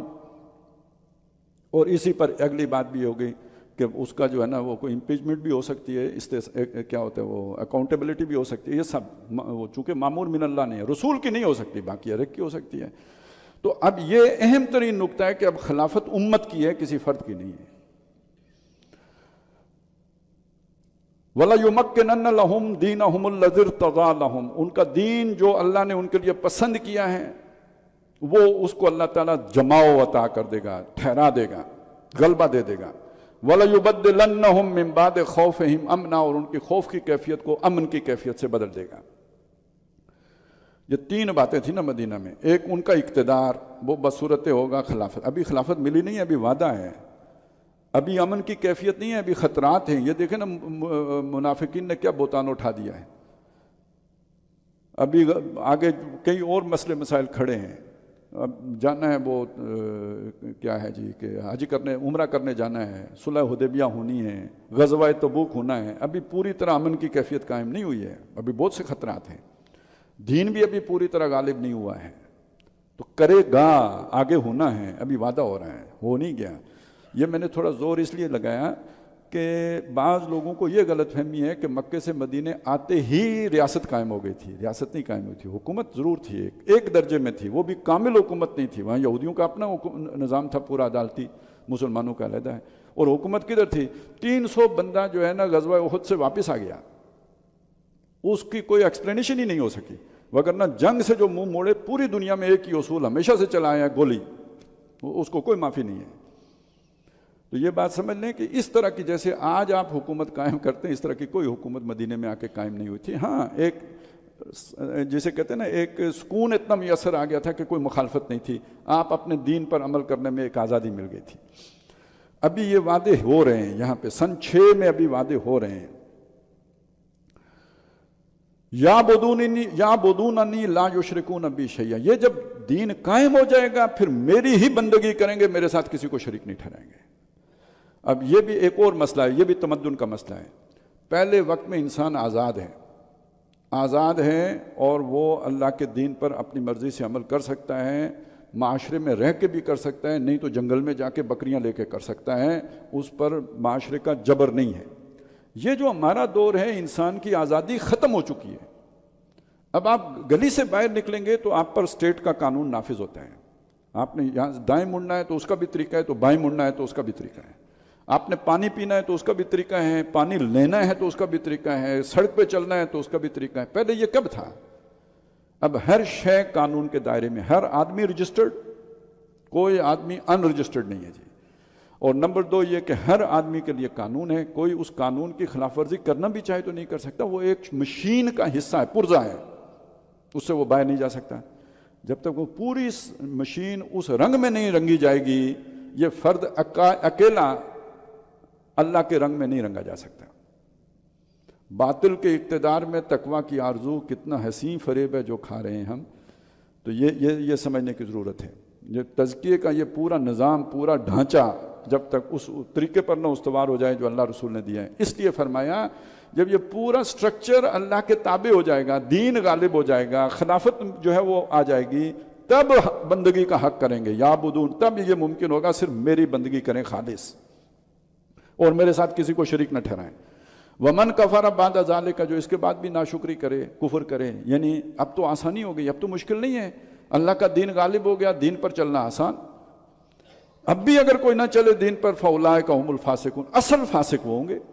اس سے پہلے سب سے بڑا کرنے کا کام یہ ہے کہ اس کے لیے جدوجہد کی جائے، اور اس مغالطے میں نہ مبتلا ہوا جائے کہ میں دین خالص جو ہے نا وہ ہو گیا ہے۔ اگر آپ تھوڑا سا جتنی بھی محنت کر کے جو کمائی کر رہے ہیں اس کو ذرا کرے دیں تو کہاں تک جائے گی؟ مرکزی جو آپ کا نظام ہے وہ سود پر استوار ہے، وہ ان قرضوں پر استوار ہے جس کے بدلے میں آپ کی حکومت کمپرومائزڈ ہوتی ہے، تو کون سی نیکی ہوگی پھر؟ ایک کپڑوں کا جوڑا مولوی صاحب ہی جو خریدتے ہیں، وہ آخر فیکٹری والوں نے جو ہے نا سود پہ اگر وہ انویسٹمنٹ کی ہے ساری، تو وہ اپنے خرچے میں شامل نہیں کیا ہوا سود جو انہوں نے پے کیا ہے، تو مولوی صاحب نہیں پے کر رہے، تو اس کے بعد ہی ممکن ہوگا یعبدوننی کہ وہ میری بندگی کریں۔ اور پھر بھی اگر کوئی کفر کرے تو اس سے بڑا فاسق کوئی نہیں۔ وَأَقِیمُوا الصَّلَاةَ وَآتُوا الزَّکَاۃَ، اور نماز قائم کرو اور زکوٰۃ ادا کرو۔ وَأَطِیعُوا الرَّسُولَ، اور رسول کی اطاعت کرو، لَعَلَّکُمْ تُرْحَمُونَ، تاکہ تم رحم کیے جاؤ۔ چاہتے ہو امت مرحومہ، 3 شرطیں ہیں، اللہ کی نماز قائم کرنا، زکوٰۃ ادا کرنا، رسول کی کامل اطاعت کرنا، تب رحم کیے جاؤ گے۔ لا تحسبن الذین کفروا معجزین فی الارض، کافروں کے بارے میں یہ نہ سمجھنا کہ یہ اللہ کو ہرا لیں گے زمین کے اوپر۔ تمہیں لگتا ہے نا اللہ رسول کی طرف گئے تو یہ ہمیں کھا جائیں گے، ان کے بارے میں یہ نہ سوچنا کہ یہ اللہ کو شکست دے سکتے ہیں۔ وَمَأْوَاهُمُ النَّارُ، ان کا ٹھکانہ آگ ہے، وَلَبِئْسَ الْمَصِيرُ، لوٹنے کی بری جگہ ہے۔ یا ایھا الذین آمنوا، اے وہ لوگوں جو ایمان لائے ہو۔ اب یہ واپس بات لوٹ رہی ہے، بیچ میں تھوڑی وہ جو ہے نا تحریکیت آ گئی تھی، شروع میں کچھ احکامات تھے، درمیان میں آیات بینات آ گئیں، اب اس میں وہ جو ایک تحریکی رنگ غالب آ گیا، اب واپس وہ جا رہے ہیں جو بھی احکامات تھے وہ سد باب کرنے کے لیے، بے حیائی کا سد باب کے۔ اے وہ لوگوں جو ایمان لائے ہو، لِیَسْتَأْذِنُکُمُ الَّذِینَ مَلَکَتْ أَیْمَانُکُمْ وَالَّذِینَ لَمْ یَبْلُغُوا الْحُلُمَ مِنکُمْ 3 مرات، چاہیے کہ اجازت لے کے آئیں تمہارے پاس تمہارے جو بھی دانے ہاتھ کی ملکیت ہیں، یعنی غلام لوگ جو ہیں، جو ملازم شنازم ہیں، والذین، اور وہ بچے کہ جو عقل کی حد تک نہیں پہنچے، جن کا ذکر آیا تھا کہ وہ انہیں آنے جانے کی اجازت ہے، لیکن ان کے لیے بھی 3 مواقع پر اجازت لے کے آنے کا حکم ہے۔ کون سے 3 موقع ہیں جی؟ من قبل صلاۃ الفجر، فجر کی نماز سے پہلے، وحین تضعون ثیابکم من الظہیرہ، اور ظہر کے بعد جو تم کپڑے، اصل میں یہ باتیں آج نہیں سمجھ آتی، وہ پہلے وقتوں کے جو کپڑے ہوتے تھے اگر پہن کے لیٹیں تو پھٹ جاتے تھے، تو یہ تو گویا پروٹوکول کا حصہ ہے کہ ان کو اتار کے ہی لیٹنا ہے آپ نے، ان کے اندر اتنے بیچاروں میں جان ہی نہیں ہوتی تھی کہ وہ رگڑ برداشت کر سکیں جو آپ اور کے جسم اور چارپائی کے درمیان وہ گھسیں گے پھٹ جائیں گے، لہذا وہ ان کو بچانے کے لیے اتار کے رکھنا پڑے گا۔ تو اس موقع پہ جب تم کپڑے اتار دیتے ہو، وَمِن بَعْدِ صَلَاةِ الْعِشَاء، اور عشاء کی نماز کے بعد، یہ 3 مواقع ہیں، بچوں میں سے یا غلاموں میں سے بھی کسی کو آنا پڑے، پہلے چھوٹ دی تھی نا وہ اجازت لیے بغیر آ سکتے ہیں، ان 3 مواقع پہ آئیں گے تو اجازت لے کے وہ بھی آئیں گے۔ لَيْسَ عَلَيْكُمْ وَلَا عَلَيْهِمْ جُنَاحٌ بَعْدَهُنَّ، اس کے علاوہ نہ تم پر نہ ان پر کوئی گناہ ہے۔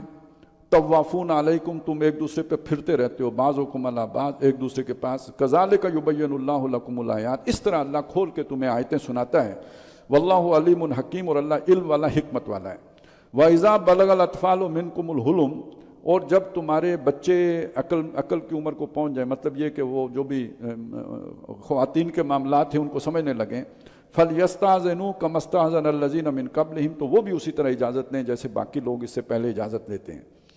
کذالک یبین اللہ لکم آیاتہ، اس طرح اللہ تعالیٰ تمہیں کھول کر آیتیں سمجھاتا ہے۔ واللہ علیم حکیم، اور اللہ علم والا حکمت والا ہے۔ والقواعد من النساء اللاتی لا یرجون نکاحا، اور وہ تمہاری عورتیں جو بیٹھ رہی ہیں اب گھروں میں، جن کو اب نکاح کی کوئی امید نہیں ہے، بوڑھی ہو گئی ہیں، اب انہوں نے کوئی نکاح نہیں کرنا۔ فلیس علیہن جناح، تو ان پر کوئی گناہ نہیں ہے، ان یضعن ثیابہن، کہ وہ اپنی اضافی کپڑے ہٹا لیں، مطلب وہ جو اوڑھنی وغیرہ ہے اسے اگر کم کر لیں کوئی گناہ نہیں ہے۔ غیر متبرجات، لیکن ان پر بھی یہ پابندی ہے کہ وہ غیر متبرجات بزینہ، کہ اپنی زینت دکھلاتی نہ پھریں، یعنی اس کے لیے نہیں بلکہ ویسے ہی اگر بوجھ سمجھتی ہیں تو اتار دیں۔ وَأَن يَسْتَعْفِفْنَ خَيْرٌ لَهُنَّ، اور اگر نہ اتاریں تو یہ بہت اچھی بات ہے، اس میں کوئی بہتری ہے، زیادہ بہتر ہے۔ واللہ سمیع علیم، اللہ سننے والا جاننے والا ہے۔ لَيْسَ عَلَى الْأَعْمَى حَرَجٌ وَلَا عَلَى الْأَعْرَجِ حَرَجٌ وَلَا عَلَى الْمَرِيضِ حَرَجٌ، اس میں بھی کوئی حرج نہیں ہے، اندھے پر، لنگڑے پر، اسی طرح جو بیمار ہے اس پر۔ وَلَا عَلَىٰ أَنفُسِكُمْ، نہ تم پر، أَن تَأْكُلُوا مِن بُيُوتِكُمْ، کہ تم کھانا کھاؤ اپنے گھروں میں، او بیوت آبائکم، یا اپنے باپ کے گھروں میں، او بیوت امہاتکم، یا اپنے ماں کے گھروں میں، او بیوت اخوانکم، یا اپنے بھائی کے گھر سے، او بیوت اخواتکم، یا اپنی بہن کے گھر سے، او بیوت اعمامکم، یا اپنے چچا کے گھر سے، او بیوت اماتکم، یا اپنی پھوپھی کے گھر سے، او بیوت اخوالکم، یا اپنے ماموں کے گھر سے، او بیوت خالاتکم، یا اپنی خالہ کے گھر سے، او ما ملکتم مفاتحہ او صدیقکم، یا جس گھر کی کنجی چابیاں تمہارے پاس ہیں، یا اپنے دوست کے گھر سے۔ لیس علیکم جناح ان تاکلوا جمیعا او اشتاتا، اس میں بھی کوئی حرج نہیں ہے کہ سب مل بیٹھ کے اکٹھے ہو کر کھاؤ، ایک تھالی میں کھاؤ، یا یہ کہ جدا جدا ہو کر کھاؤ۔ فَإِذَا دَخَلْتُمْ بُيُوتًا، تو البتہ یہ کہ جب کسی گھر میں داخل ہو، فَسَلِّمُوا عَلَىٰ أَنفُسِكُمْ تَحِيَّةً مِّنْ عِندِ اللَّهِ مُبَارَكَةً طَيِّبَةً، تو اپنے اوپر سلام کہہ لو، یعنی گھر والوں کو سلام کہنا گویا اپنے کو ہی کہنا ہے، وہ نیک دعا جو اللہ نے تمہیں سکھائی ہے، جو برکت والی بھی ہے، پاکیزہ بھی ہے۔ کذالک یبین اللہ لکم الآیات، اس طرح اللہ تعالیٰ تمہیں اپنی آیتیں واضح کر کے کھول کھول کے بیان کرتا ہے، لعلکم تعقلون، تاکہ تم سمجھو۔ اب یہ آخری رکوع ہے، اور یہ بھی اصل میں نظم جماعت سے متعلق ہے، تحریکیت سے متعلق ہے۔ انما المؤمنون الذین آمنوا باللہ ورسولہ، مومن تو بس وہ ہیں کہ جو اللہ اور رسول پر ایمان لائے، یقین والا ایمان لائے۔ وَإِذَا كَانُوا مَعَهُ عَلَىٰ أَمْرٍ جَامِعٍ، اور جب نبی کے ساتھ ہوتے ہیں کسی اجتماعی کام پر، مشن پر، کسی جو ہے نا مہم پر نبی کے ساتھ ہوتے ہیں، یا کسی جہاں پہ اسٹریٹجی بن رہی ہوتی ہے یا کوئی مشورہ ہو رہا ہے وہاں ہوتے ہیں، لم یذهبوا، تو وہ واپس نہیں جاتے، حتیٰ یستاذنوا، جب تک کہ نبی سے اجازت نہ لے لیں، پوچھ کے جاتے ہیں۔ ایک دفعہ اکٹھے ہوئے، آ گئے، ہو سکتا ہے حاضری بھی لگ گئی ہو، اس کے بعد بات چیت ہو رہی ہے، کوئی شخص اٹھ کے خود باہر نہیں جائے گا، بیٹھے رہیں گے سب، جس نے جانا ہے آ کے، جو بھی صاحب مجلس ہے وہ یا جو صدر مجلس ہیں، اس وقت حضور صلی اللہ علیہ وسلم تھے، ان سے اجازت لے کے پھر باہر جائے گا۔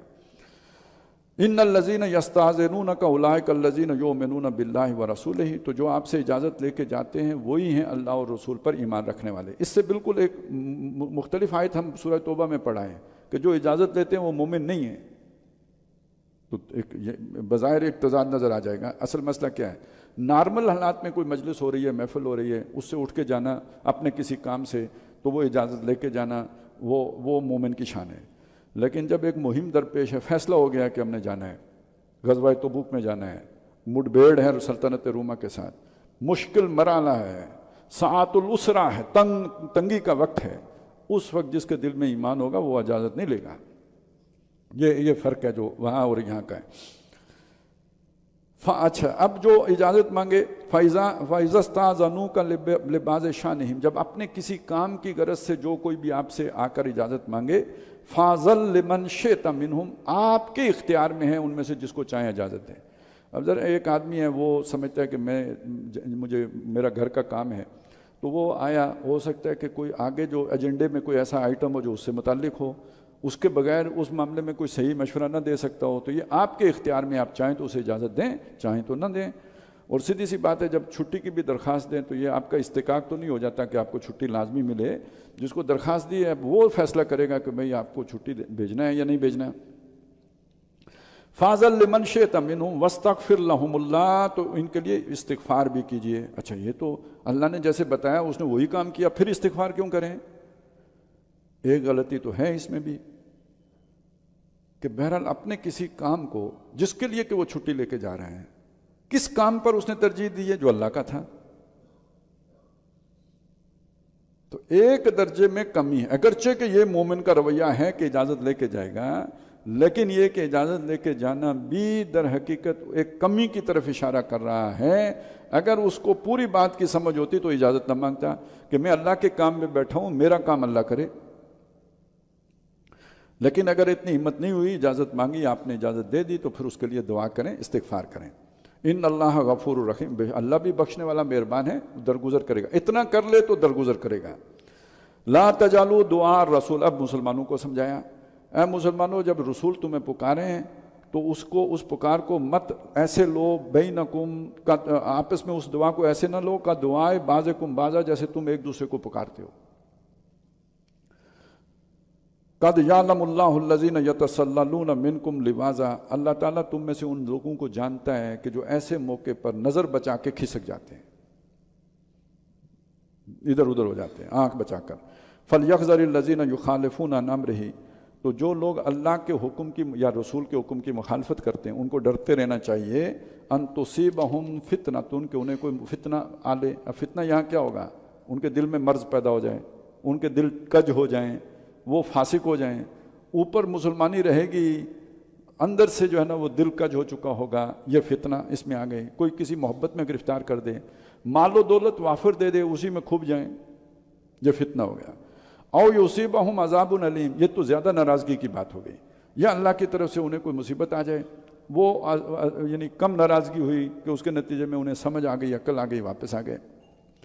الا ان للہ ما فی السماوات والارض، سن رکھو کہ بے شک جو کچھ آسمانوں اور زمین میں سب اللہ ہی کا ہے۔ آپ نے جا کے کیا کر لینا ہے اضافی؟ آپ اللہ کے لیے بیٹھے ہو، سب اللہ کا ہے۔ تو اگر کوئی آپ کے ہاتھ سے چھن گیا تو بھی اللہ ہی کے پاس جانا ہے، تو آپ نے بھی بعد میں اللہ ہی کے پاس جانا ہے۔ قد یعلم ما انتم علیہ، اللہ کو خوب پتہ ہے تم کس حالت میں ہو، تمہاری کیا تکلیف ہے۔ جس کام کے لیے تم جا رہے ہو کہ اللہ اس کام سے واقف نہیں ہے، اسے معلوم ہے جس حالت میں تم ہو۔ وَيَوْمَ يُرْجَعُونَ إِلَيْهِ، اور جس دن تم وہ پھیرے جائیں گے اللہ کی جناب میں، فَيُنَبِّئُهُم بِمَا عَمِلُوا، جو اعمال انہوں نے کیے ہوں گے وہ سب انہیں جتلائے گا۔ اب دیکھیے کتنی باریکی آ گئی، صرف نمازوں کی بات نہیں ہے، صرف عام عبادات کی بات نہیں ہے، نبی صلی اللہ علیہ وسلم کی مجلس یا دین کے کام کے لیے جو مجلس ہے اس میں آپ کے رویے کی بات بھی آ گئی۔ واللہ بکل شیء علیم، اور اللہ تعالیٰ کو ہر شے کا علم ہے۔